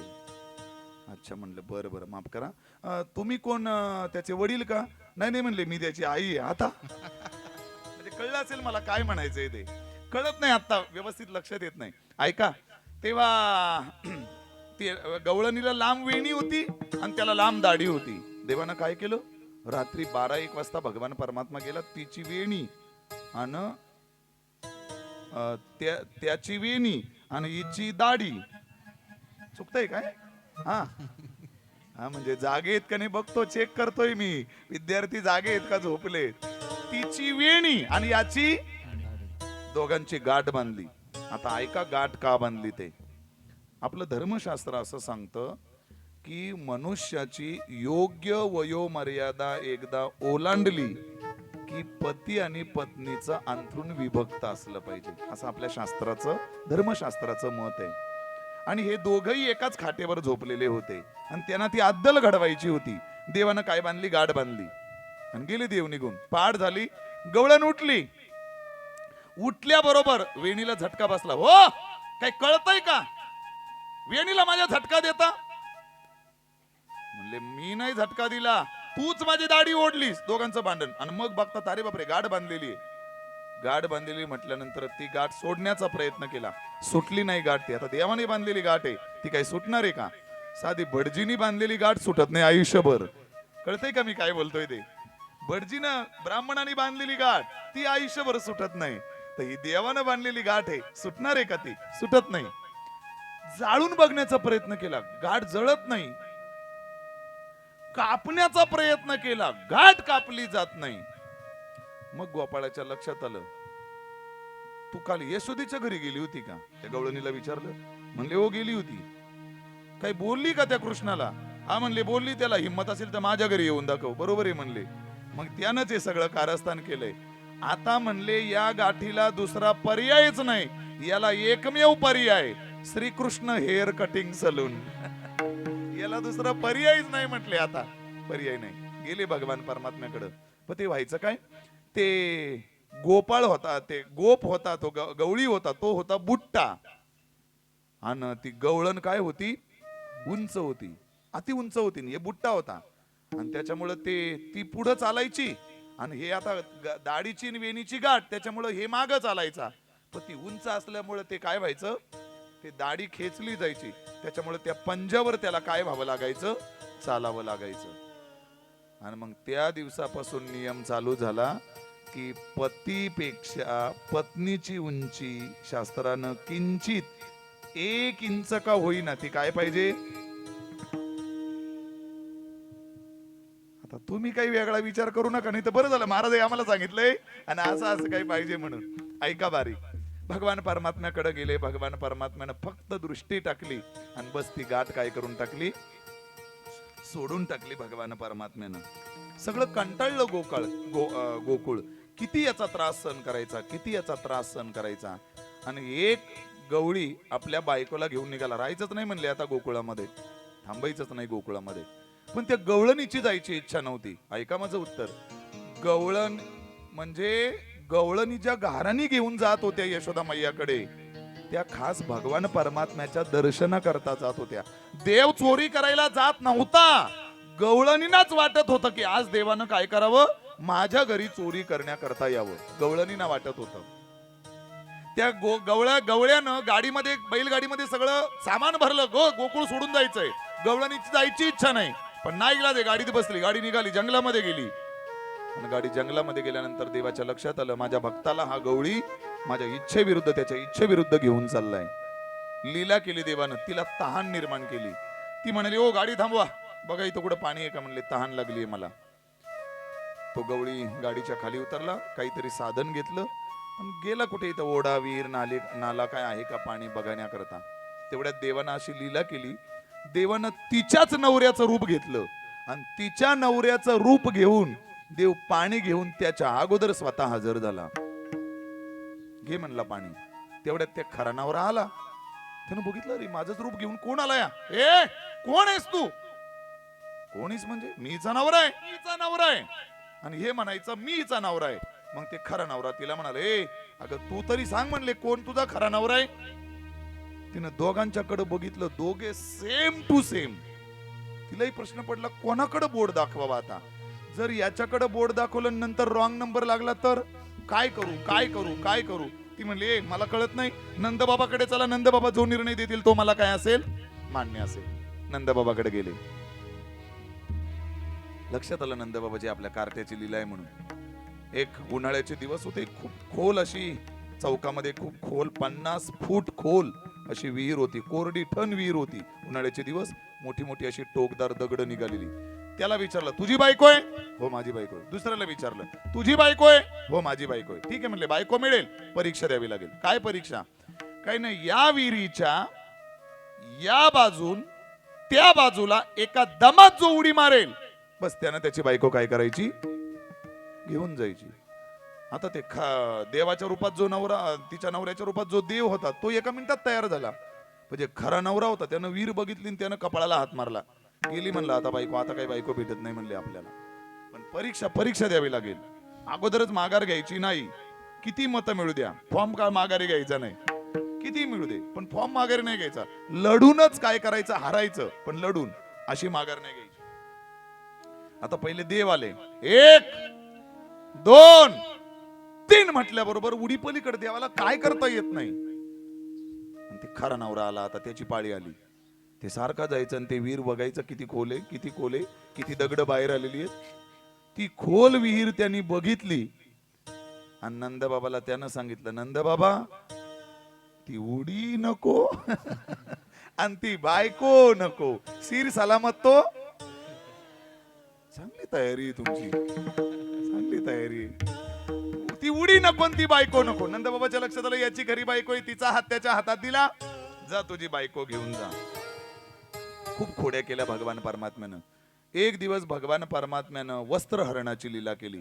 सगळ्या गोपिका यमुना मैयामध्ये विवस्त्र अवस्थेत स्नान करत होत्या आणि ते सगळे वस्त्र त्यांनी किनाऱ्यावर काढून ठेवले होते. देव गेलं, बघितलं, अरे विवस्त्र स्नान करतायत या यमुना मैयामध्ये.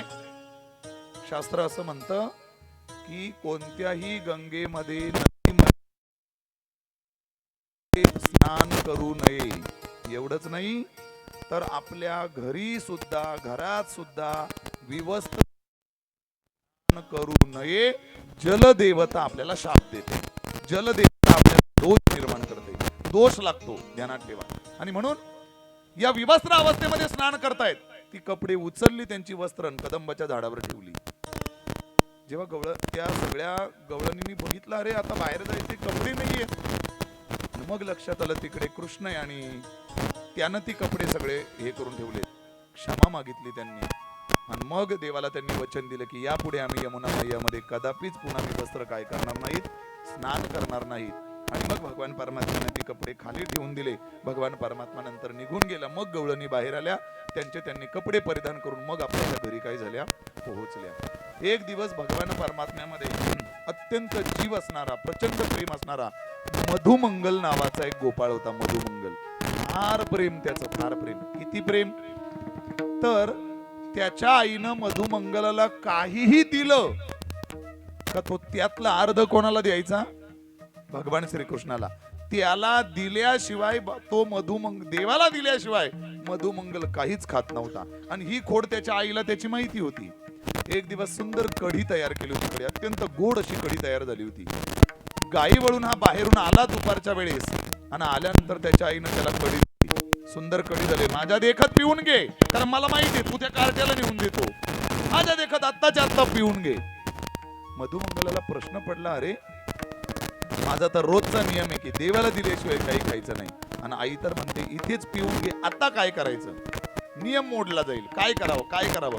युक्ती सुचली त्यानं काय केले, अर्धा ग्लास कढी पिऊन घेतली आणि उरलेला जो अर्धा ग्लास आहे तो तोंडामध्ये टाकली कढी, खाली खाली जाऊ दिली नाही. कळतंय की नाही कळत तुम्हाला. तोंडामध्ये त्यानं गुळणी धरून ठेवली, अर्धी कढी पिऊन घेतली त्यानं, अर्धा ग्लास, आणि तोंडात कढी धरली, ग्लास फेकून दिला. फेकून दिल्याबरोबर ग्लासचा आवाज आला, आईला वाटलं कढी संपली, पिऊन घेतली आणि गेला कृष्णाकडे. तोंडात कढी आहे पूर्ण भरलेली, पूर्ण गुळणी तोंडाची भरलेली आहे, कढीची भरलेली आहे. आता ते बोलता येत नाही कढी असल्यामुळे. कृष्णाला समोर गेला आणि कृष्णाला खुनवू लागला तो. कृष्णाला लक्षातच येत नाही काय करता काय बोलता ये. पुन्हा तो सांगायचा, अरे काहीच कळलं नाही कृष्णाला. म्हणले आता असं कळणार नाही. धरलं त्याने कृष्णाला, खाली पाडलं मधुमंगलाने आणि त्याच्या छातीवर तो बसला. पण तरी कृष्ण तोंड उघडत नाही. मग काय केलं कृष्णाचं, नाक दाबलं कृष्णाचं नाक. नाक दाबल्याबरोबर भगवान परमात्म्यानं तोंड उघडलं आणि जसं देवानं तोंड उघडलं तशी आपल्या तोंडातली गुळणी, कढीची गुळणी मधुमंगलानं कोणाच्या तोंडामध्ये टाकली, भगवान श्रीकृष्ण परमात्म्याच्या टाकली. मी हे नुसतं सांगतोय तरी काही जण किळस येते म्हणून तोंड वाकडं करतायत, पण काय त्या भगवान परमात्म्याचं प्रेम आपल्या भक्तावर होतं ऐका.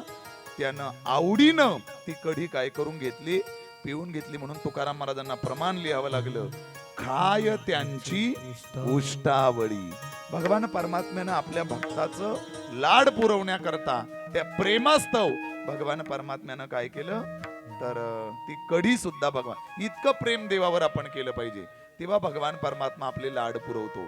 आपण करत नाही ते प्रेम, आपण करत नाही. आपण फक्त देवळामध्ये जातो आणि नमस्कार करून काहीतरी मागून आपण मोकळे होऊन आपण घरी निघून येतो. लक्षात ठेवा, भगवान परमात्म्या वृंदावनामध्ये गोड भजन गायलं जातं. त्या भजनाचा भाव काय आहे बघा. मंदिरात जेव्हा ते वृंदावनातली लोक जेव्हा मंदिरात जातात आणि मंदिरात गेल्यानंतर भगवान परमात्म्याच्या समोर ते भजन गातात. काय भजन गातात बघा.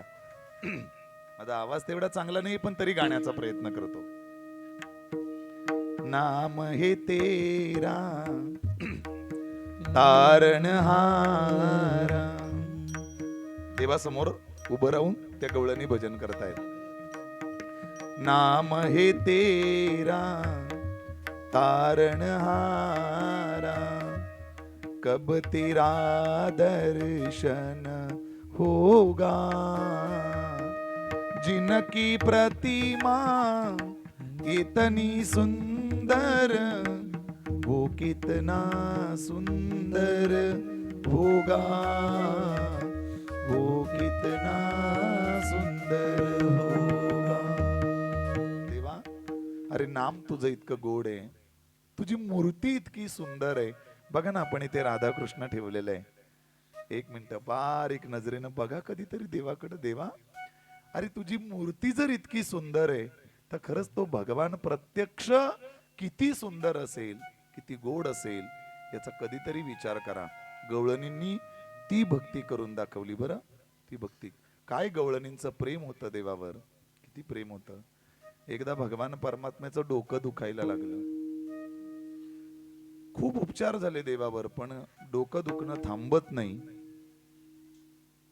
नारदजींना सांगितलं, आता डोकं तसं थांबणार नाही, तुम्ही गोकुळात जा आणि तिथल्या गवळणींच्या पायाची माती आणा आणि ती माती माझ्या मस्तकाला लावली का मगच काय होईल, माझं डोकं दुखणं थांबेल. गेले नारदजी गोकुळामध्ये, सांगितलं देवाचं डोकं दुखतंय, तब्येत बरी नाही, काय उपाय आहे.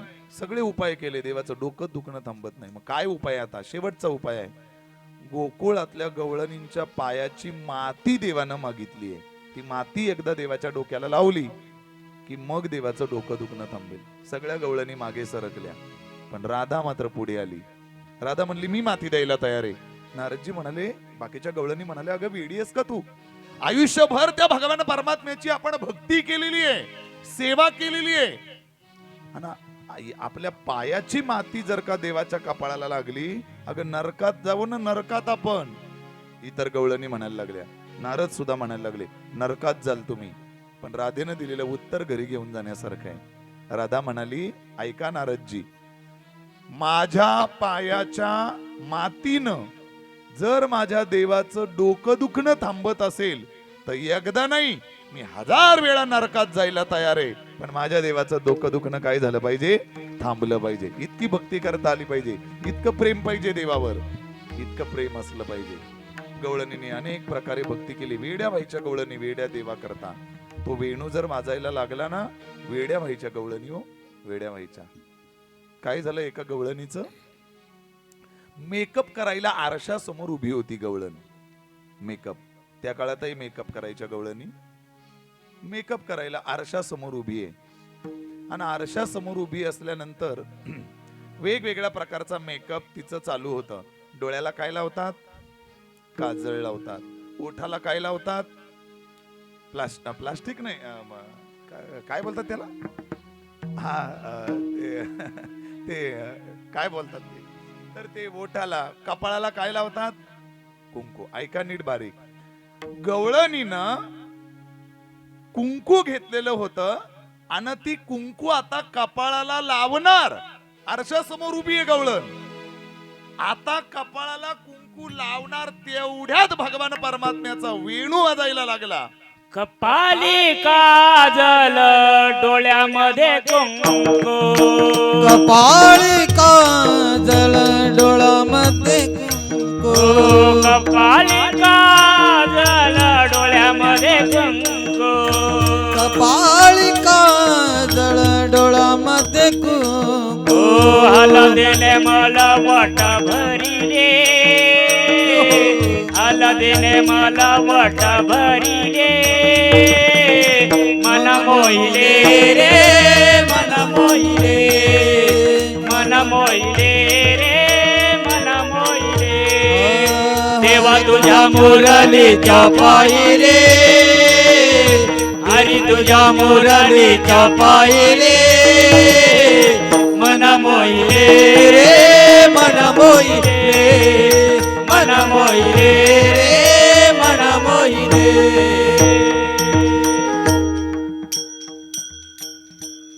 काय झालं, कपाळाला आता कुंकू भरणार आहे आणि तेवढ्यात देवाचा वेणू वाजायला लागला. आणि वेणू वाजायला लागल्याबरोबर परिणाम असा झाला, तो वेणू कानावर पडला आणि गवळण देहभान विसरून गेली. जे जे कुंकू कपाळाला लावायचंय ते तिनं डोळ्याला लावलं आणि जे डोळ्याला काजळ भरायचंय ते तिनं कुठे लावलं, कपाळाला लावलं. अशी अवस्था ज्या दिवशी भक्ती क्षेत्रामध्ये आपली होईल त्या दिवशी देवाला बोलवण्याची गरज नाही. देव स्वतःहून आपल्या घरी आल्याशिवाय राहणार नाही.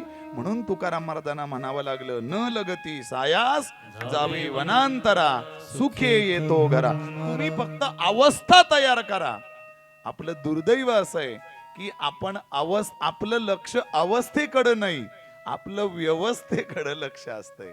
व्यवस्था आमची कशी आहे या दृष्टीने आमचं सर्वांचं काय असतंय तर लक्ष असतंय. वेळ माझी पुढे सरकत चाललेली आहे. पुढे पुढे मला जायचंय. मला दामोदर लीला सांगून, गोवर्धन लीला सांगून मला पुढे श्रीकृष्ण विवाहाकडे मला वळायचंय. 4:30 वाजत आलेत आणि डॉट 5ला मला थांबायचं आहे. आणि छान हळदीचा, लग्नाचा, नाचण्याचा आपल्याला छान 2 मिनिटं आनंदही या निमित्तानं घ्यायचा आहे. आज सगळे त्या निमित्तानं छान वेगवेगळे साज शृंगार करून आपण सगळेजण या निमित्ताने आलेत. काय झालं, भगवान परमात्म्यानं घरामध्ये खोड्या सुरू केल्या आणि मग यशोदा मैयाला कळलं हे कार्तव काय आहे आणि खोड्या करताय. आणि देवानं एक दिवस घरामध्ये खोडी केली आणि मग यशोदा मैया ठरवलं, थांब आता तुला बांधून टाकते. दोरी घेतली, दोरी, आणि बाहेर उखळ होता अंगणामध्ये, त्या उखळाला काय केलं, बांधायला घेतलं. देवानं अशी लीला केली, उखळा समोर, उखळाला लागून पाठ टेकून ते उभे राहिले. तिनं दोरी फिरवली पण 4 बोट नेमकी दोरी काय करायला लागली, कमी पडायला लागली.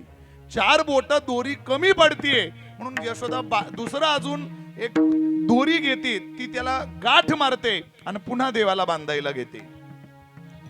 पुन्हा त्याला दुसरी दोरी जोडूनही ती दोरी पुन्हा काय करायला लागली, 4 बोट बांधता येत नाही. भाव बळे आकळे हे रवी ना कळे.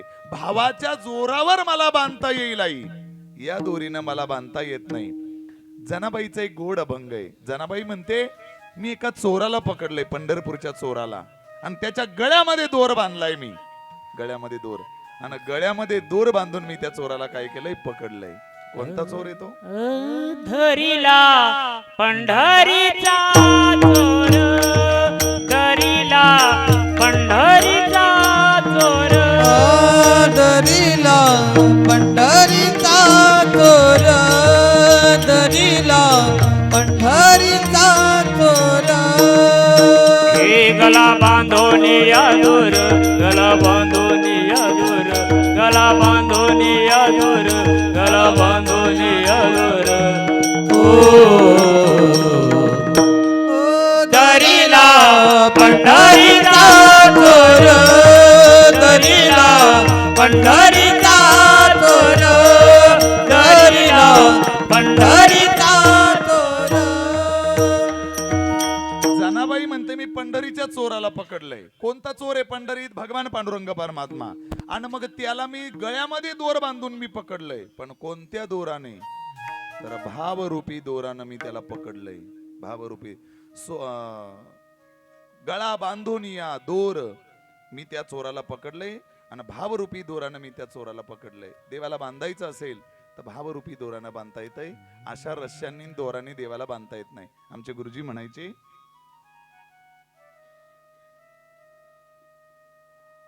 समाजाला जिंकायचं असेल तर बोलणं जमलं पाहिजे. ऐकताय ना, समाजाला जिंकायचं असेल तर बोलणं जमलं पाहिजे. स्त्रीला जिंकायचं असेल तर पैसा कमवता आला पाहिजे. शत्रूला जिंकायचं असेल तर कपट करता आलं पाहिजे. आणि देवाला जिंकायचं असेल तर भाव जमवता आला पाहिजे. भावाला जिंकता आलं पाहिजे. भाव असेल की देव आपोआप आपल्या जवळ येतो. जसा भाव तसा देव.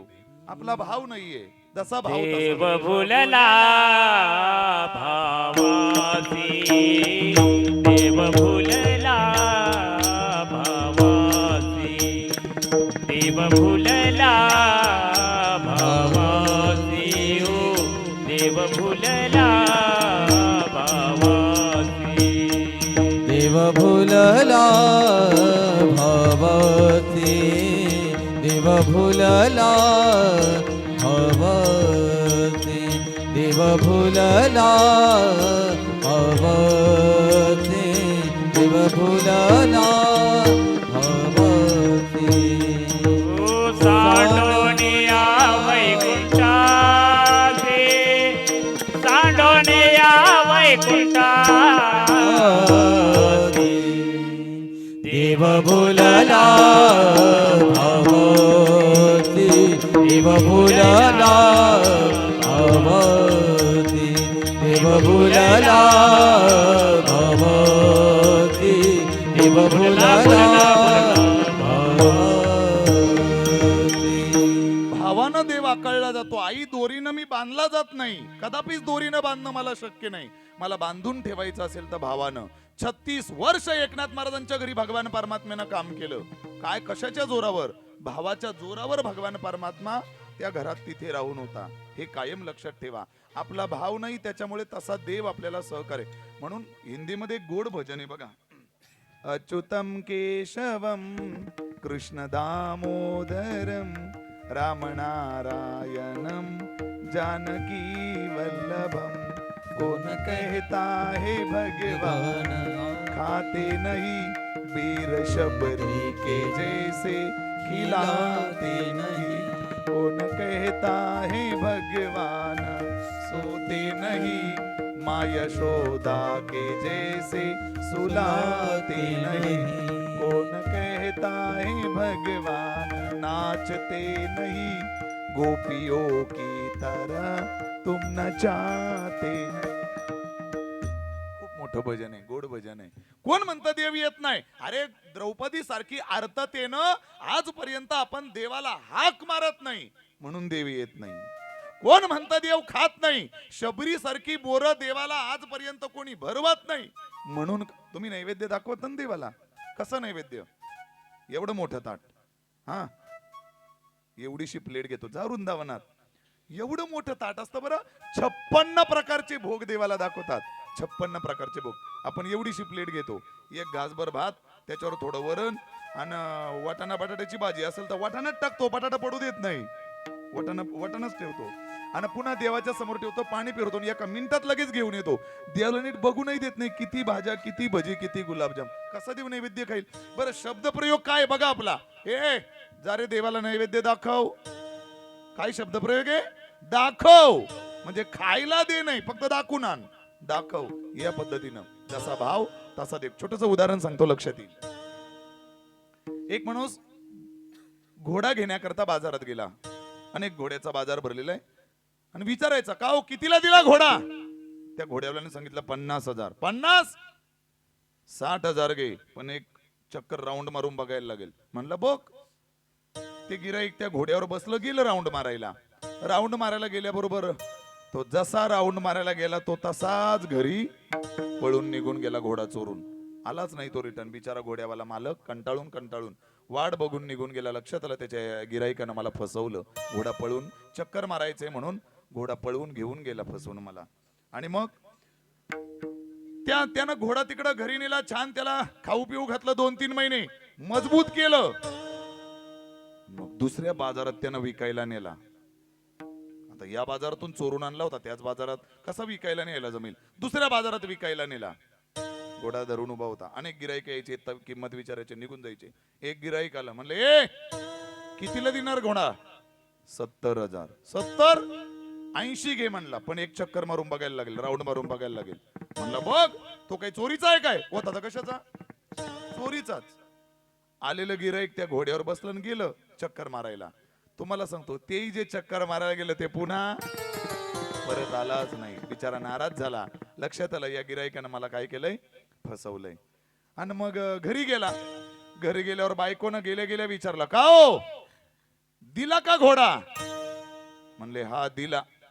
म्हणले कोणत्या भावात दिला? काय नाही म्हणलं, आणल्या त्याच भावात दिला. कळलं ना तुम्हाला? आणल्या त्याच भावात दिलं म्हणजे, आणल्या त्याच भावात दिलं म्हणजे चोरूनच आणलेला होता, चोरूनच नेला. जसा भाव तसा देव. आता मात्र यशोदा कंटाळली. लक्षात आलं की आता काय करू नये, आता आईची परीक्षा घेऊ नये. आता मात्र गाठ मारली आणि भगवान परमात्म्याला उखळाला बांधून ठेवला. आई घरात गेली. घरात गेल्यानंतर इकडे भगवान परमात्मा हळूहळू सरकत पुढे पुढे जात होते. उखळही पुढे सरकत होतं. कोसळली उखळ आणि उखळ कोसळल्यानंतर यशोदा मैयाच्या दारात 2 झाडं होती. ती झाडांना जाऊन ती उखळ आदळली. आदळल्याबरोबर ती 2ही झाडं कोलमडली आणि त्याच्यातून 2 दिव्य असे पुरुष बाहेर आले. 2 दिव्य. कोण होते ते पुरुष? ती कुबेराची 2 मुलं होती, नलकुबेर आणि मणिग्रीव. त्यांची दोघं कुबेराची ती मुलं होती. आता ती झाडं का बनली होती? तर पूर्वजन्मीचा त्यांचा इतिहास. सत्तेने उन्मत्त झालेली होती आणि विवस्त्र अवस्थेत ते गंगेमध्ये स्नान करत होते. आणि नारद महर्षी तिथून चालले होते. नारद महर्षीने बघितलं, अरे हे विवस्त्र अवस्थेमध्ये गंगेमध्ये दारू पिऊन, मद्य पिऊन आणि तरुणींच्या सोबत या ठिकाणी हे जलक्रीडा करतायत. शाप दिला, जा तुम्ही वृक्ष व्हाल पुढच्या जन्मी. तेच 2 मुलं नलकुबेर आणि मणिग्रीव वृक्ष झाली, पण उशाप मागितला, क्षमा करा आम्हाला, काहीतरी उशाप द्या. ठीक आहे म्हणले, वृक्ष व्हाल, पण देवाच्या दारातले वृक्ष व्हाल.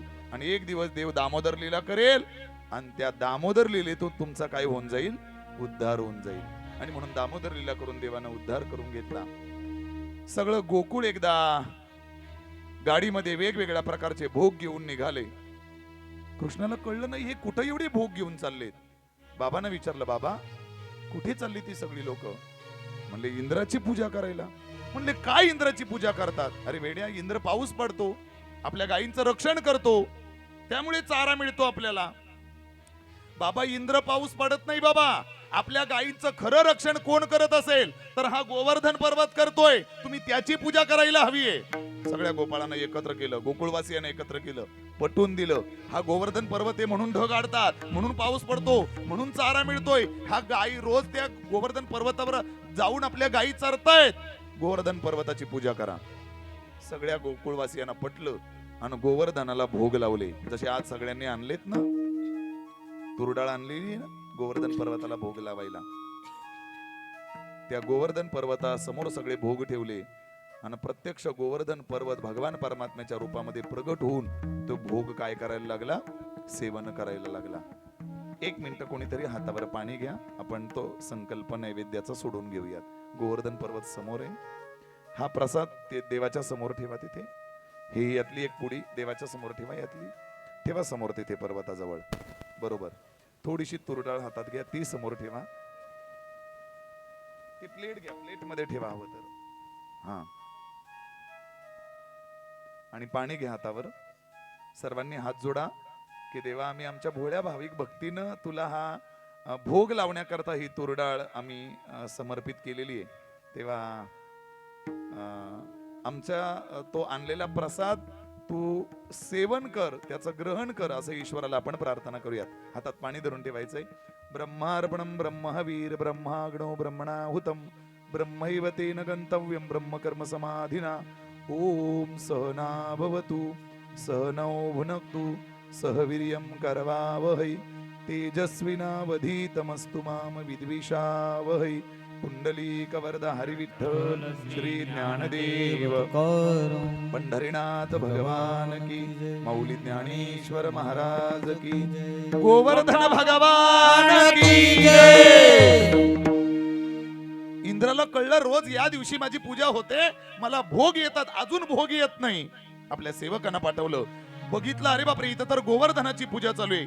इंद्राला निरोप गेला. इंद्रानं प्रचंड भयानक विजांचा कडकडाट, जोराचा वारा आणि प्रचंड पाऊस सुरू केला. सगळ्या गोकुळातली लोक म्हणायला लागली, कृष्णा तुझा ऐकला आम्ही आणि या गोवर्धनाची पूजा केली, बघ आता काय संकट आलंय.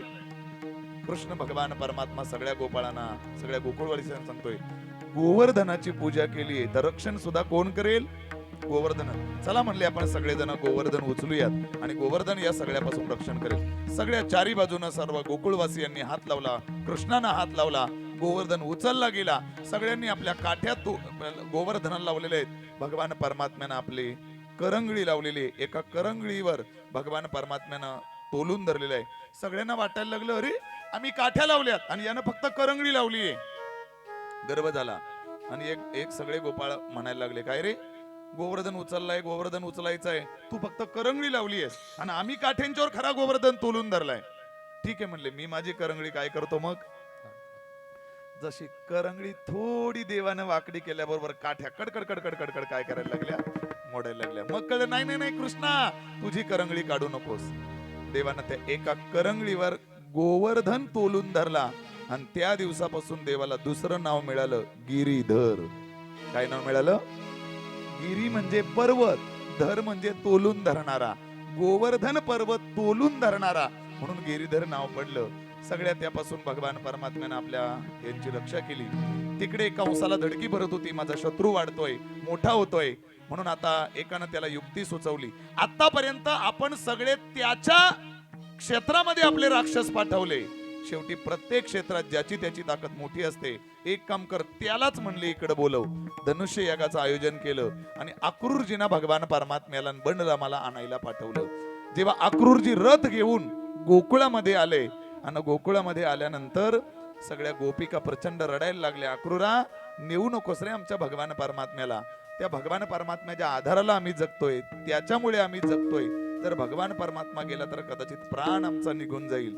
तरी देखील भगवान परमात्मा सगळ्या गवळणींना समजवतायत. गवळणीनो, अगं मी अवताराला येतो, तो कोणत्या एका कार्याकरता नाही, अनेक माझी कार्य आहेत. माझं गोकुळातलं कार्य संपलेलं आहे, मला पुढे जावं लागेल. ऐकत नाही. सगळ्या गवळणी त्या अक्रूराच्या रथासमोर पडलेल्या आहेत, झोपलेल्या आहेत. अक्रूरा, जर तुला देवाला न्यायचं असेल तर आमच्या शरीरावरनं तुला रथ न्यावा लागेल, आम्ही नेऊ देणार नाहीत देवाला. नेऊ नको भगवान अक्रूरा, नेऊ नको भगवान अक्रूरा, नेऊ नको भगवान चांडाला, नेऊ नको भगवान.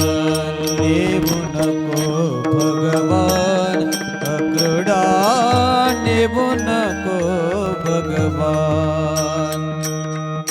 नेऊ नको भगवान अक्रूरा, नेऊ नको भगवान. सगळ्या गवळणी त्या अक्रूराला शिव्या द्यायला लागल्या, बोलायला लागल्या. भगवान परमात्मा सगळ्यांना समजवतायत, मी तुमच्या करता परत येईल, काळजी करू नका, माझं कार्य मला करावं लागेल. आणि म्हणून स्वतः भगवान परमात्मा बलराम अक्रूराच्या रथामध्ये बसतायत. रथ निघून जातो. गवळणी इतक्या इतक्या इतक्या रडल्या. श्रीमद भागवतामध्ये यमुना मैयाचं खारं पाणी काय त्याचं हे एक कारण सांगितलं की जगामध्ये सगळ्या नद्या गोड्या पाण्याच्या आहेत, पण यमुना मैया मात्र कशा पाण्याची आहे? खाऱ्या पाण्याची. त्याचं कारण, मीठे रस से भरियोरी राधा राणी लागे, महाराणी लागे, मने खारो खारो यमुना जीरो पाणी लागे.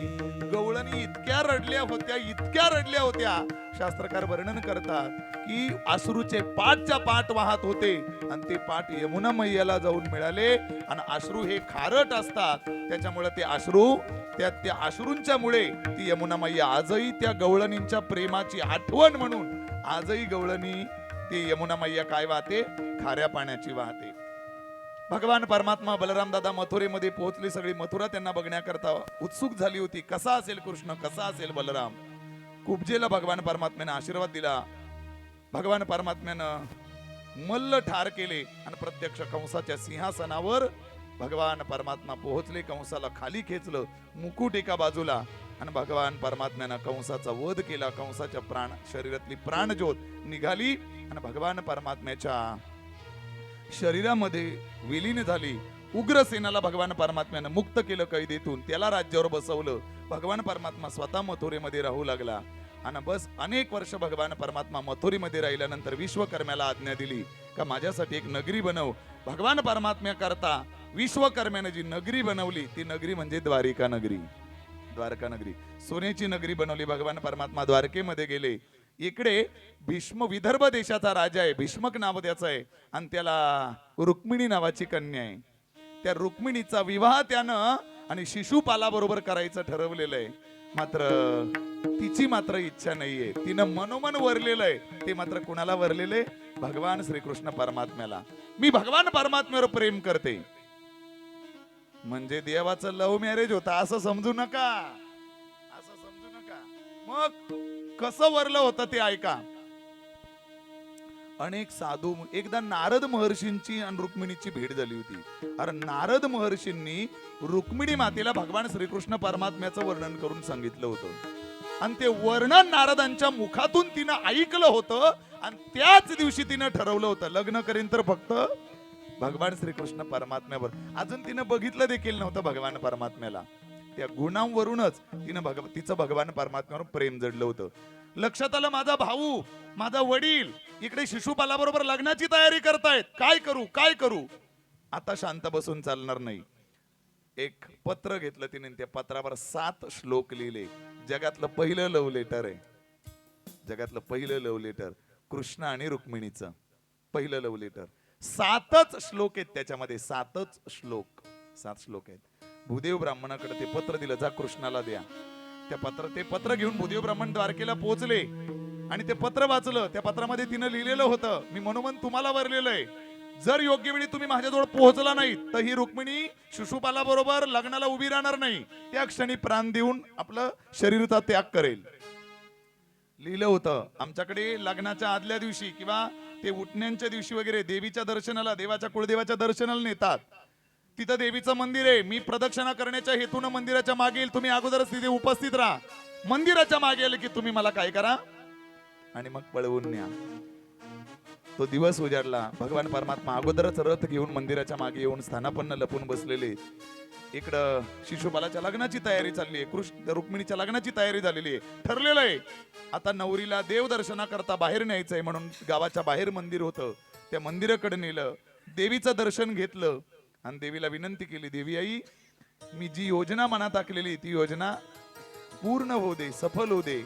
प्रदक्षिणा करण्याकरता रुक्मिणी मागे गेली. भगवान परमात्मा तयारच होते. बस रुक्मिणीला देवानं उचललं, रथात बसवलं, वायू वेगानं भगवान परमात्मा निघून द्वारकेला पोहोचले.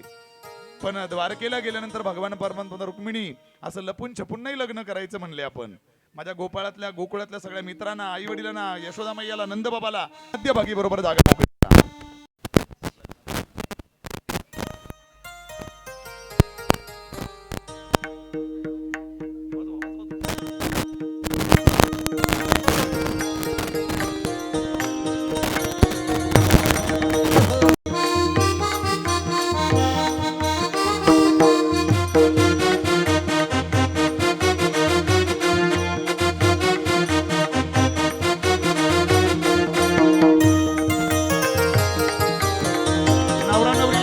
घेऊन या, वेळ झालेली आहे लग्नाची.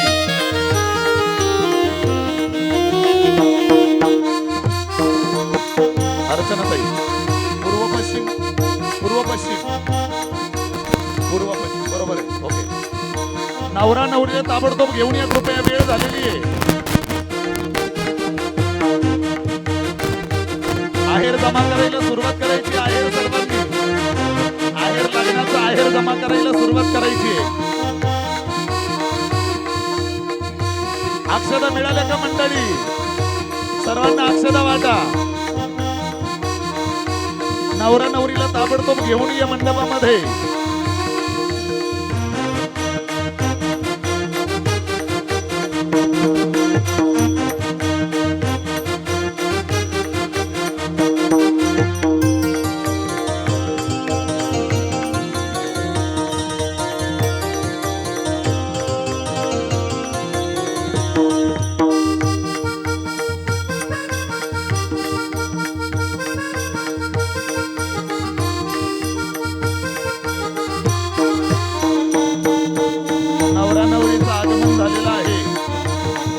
भगवान परमात्मा आणि रुक्मिणी माता दोघांचंही आगमन होतंय. कोणी मध्ये उठू नका, पूर्ण लग्न लागल्याशिवाय कोणी उठू नका.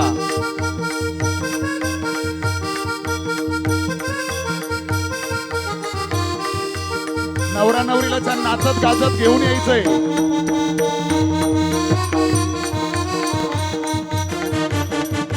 करवल्यांनी नाचत गाजत घेऊन यायचंय नवरीला. अंतरपट धरा, अंतरपट.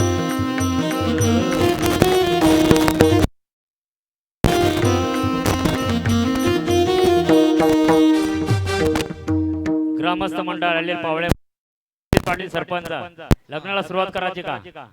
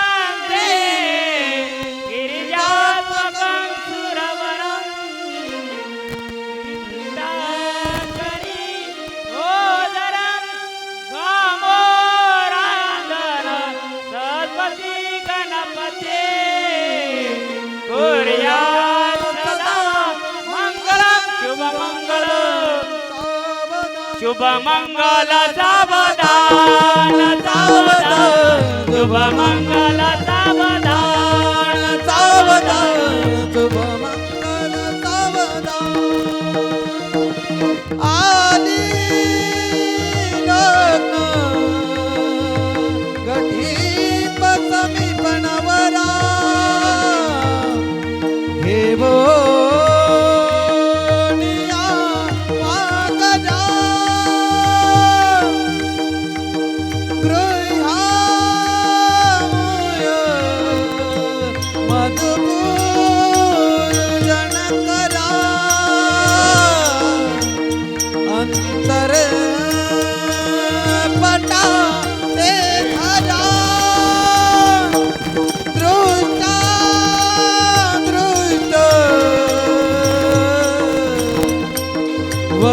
वधूवरान करिता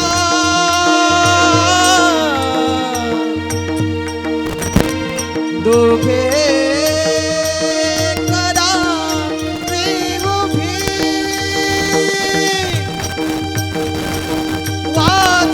वाजंत्रे बहु गलगलान करणे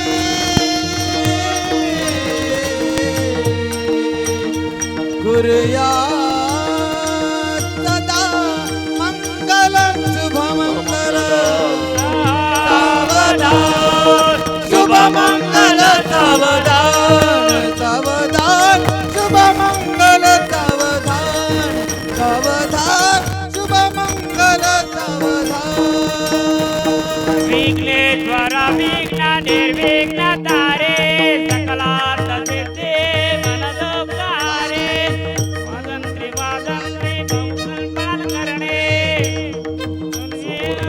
सावधान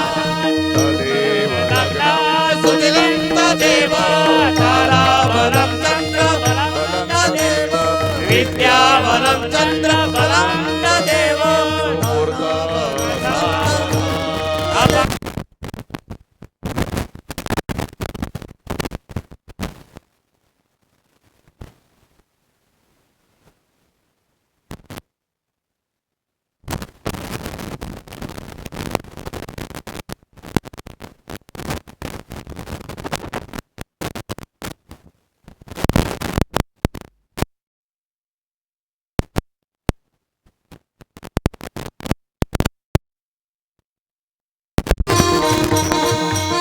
सर्वांनी 2 मिनिटं उभा राहून आपण सर्वांनी देवाच्या लग्नात नाचण्याचा आनंद घ्यायचा.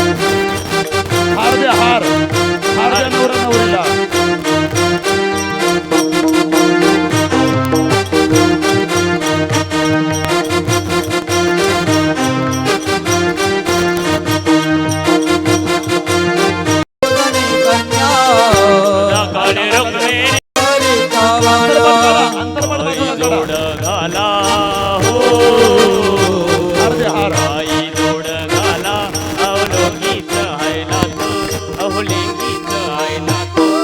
सोन्याचा बासिंग लग्न देवाचा लागतो सोन्याचा बासिंग लग्न देवाचा लागतो सोन्याचा बासिंग लग्न देवाचा लागतो सोन्याचा बासिंग लग्न देवाचा लागतो हे आधी रुक्मिणी झाली ग मावरे आगे रुक्मिणी मावरी झाली गो कृष्ण देवाचे नवरी झाली ग कृष्ण देवाचे नवरी झाली गो कृष्ण देवाचे नवरी झाली गो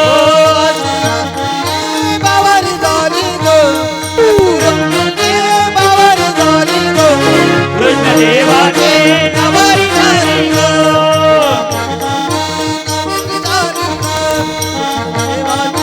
बावरी झाली गो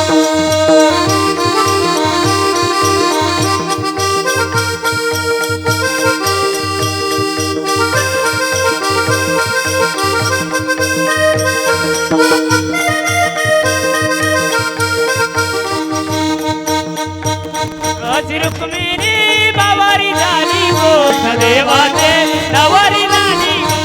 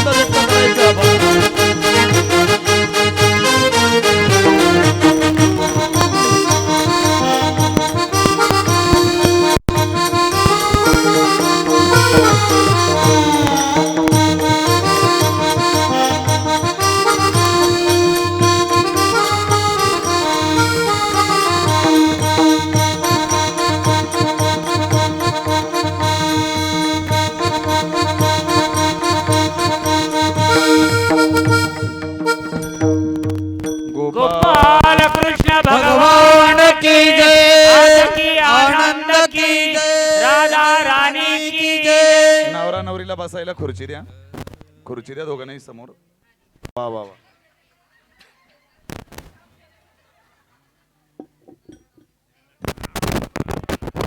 नवरा नवरीचा मेकअप केलेला आहे ना त्यांनी. ओके, त्यांचे मेकअपचे पैसे त्यांना मिळतील, काळजी करू नका. हे घ्या ताई, घ्या. उपरणं त्यांच्या अंगावर टाका. ठीक आहे, काही हरकत नाही. प्रभाकर काजळे आजच्या कीर्तनातील अध्यक्ष, त्या मंडळाचे अध्यक्ष. चला या कृपया प्लीज पुढे. भाग्यवान श्रोत्या, जोरदार टाळ्या वाजवा ताईंसाठी एकदा. मला वाटतं मेकअप केल्यामुळे आज भाग्यवान श्रोत्या ठरल्यात त्या. हे घ्या, हे घ्या, हे घ्या. अध्यक्षांचा सत्कार करा. आरतीवाले कृपया, कोणाचं आरतीचं आज? आरतीचे मानकरी कोण? नवीन अष्टविनायक महिला भजनी मंडळ. कृपया त्यांना आज आरतीचा मान आहे. पटकन कृपया पुढे यायचंय, पटकन पुढे यायचंय. प्रभाकर महाराज काजळे यांच्याकडनं 101 रुपयाचा आहेर जमा झालेला आहे. वा वा वा, धन्यवाद.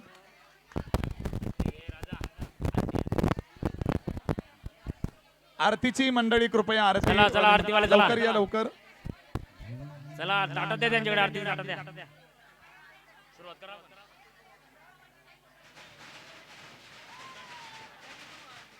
आरत्या पेटवा, आरत्या लवकर हातात द्या. नवीन अष्टविनायक मंडळ.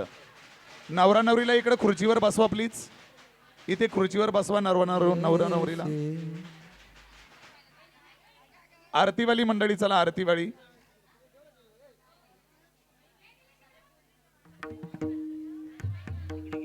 कर्पूर गौरम करुणावतारम संसार सारम भुजगेंद्रहारम. ये मधुर फल स्वादुर सेते सोज्वल आत्माराम मुनी सकल सेवून झाले जनतमन. परवणी आले आवनी देहवहरणी अवजल तरुणी शतपीठ आरती करू तुझ भगवंता. जय हो जय हो जय श्री भागवता. आरती करू तुझ भगवंता. हे देवाचा जीवानी सार्थकारी गुणगामुनी पुराणे मुकुट म्हणे परम प्रेम जननी सहज सेविता भाविक भक्त सजगुणे देऊन रमले पान हरपले रसपीता. आरती करू तुझ भगवंता. जय हो जय हो जय श्री भागवता. आरती करू तुझ भगवंता. अपार महिमा संताचा वदवेना कोणाचा. प्राणाची कीर्तनकाराचा देवा कविवर संताचा. जणोदाचा स्वयं प्रभेचा आदेश कलिता रविवारचा नमहरता. आरती करू तुझ भगवंता. जय हो जय हो जय श्री भागवता. आरती करू तुझ भगवंता. हरे घंट नवे हा श्रीकृष्ण कधी वेदो मन पूर्ण अनन्य होता या शरण अचित टळे जन्म मरण. देवा ददाती दिले शांती नरहरि भजता कृष्णपदी देवा माता. आरती करू तुझ भगवंता. जय हो जय श्री भागवता. आरती करू तुझ भगवंता. कलिंगडांगर वने चरण डोळ्यान पाय प्रेमे अलंकार आनंद भोजन भावे वाली त्वमेव भक्ता पिता त्वमेव बंधु सखा त्वमेव विद्याधरं त्वमेव सर्वं मम कायेन वाचा उजागरा कलोडिया नारायणाची समर्पण. आदम के सोम राम नारायण येदो माधव गोपिका जानकी नायक. हरे राम राम राम हरे हरे कृष्ण कृष्ण हरे. गोपाल कृष्ण भगवान की जय. राधा रानी के आज की आनंद आपल्याला सर्वांना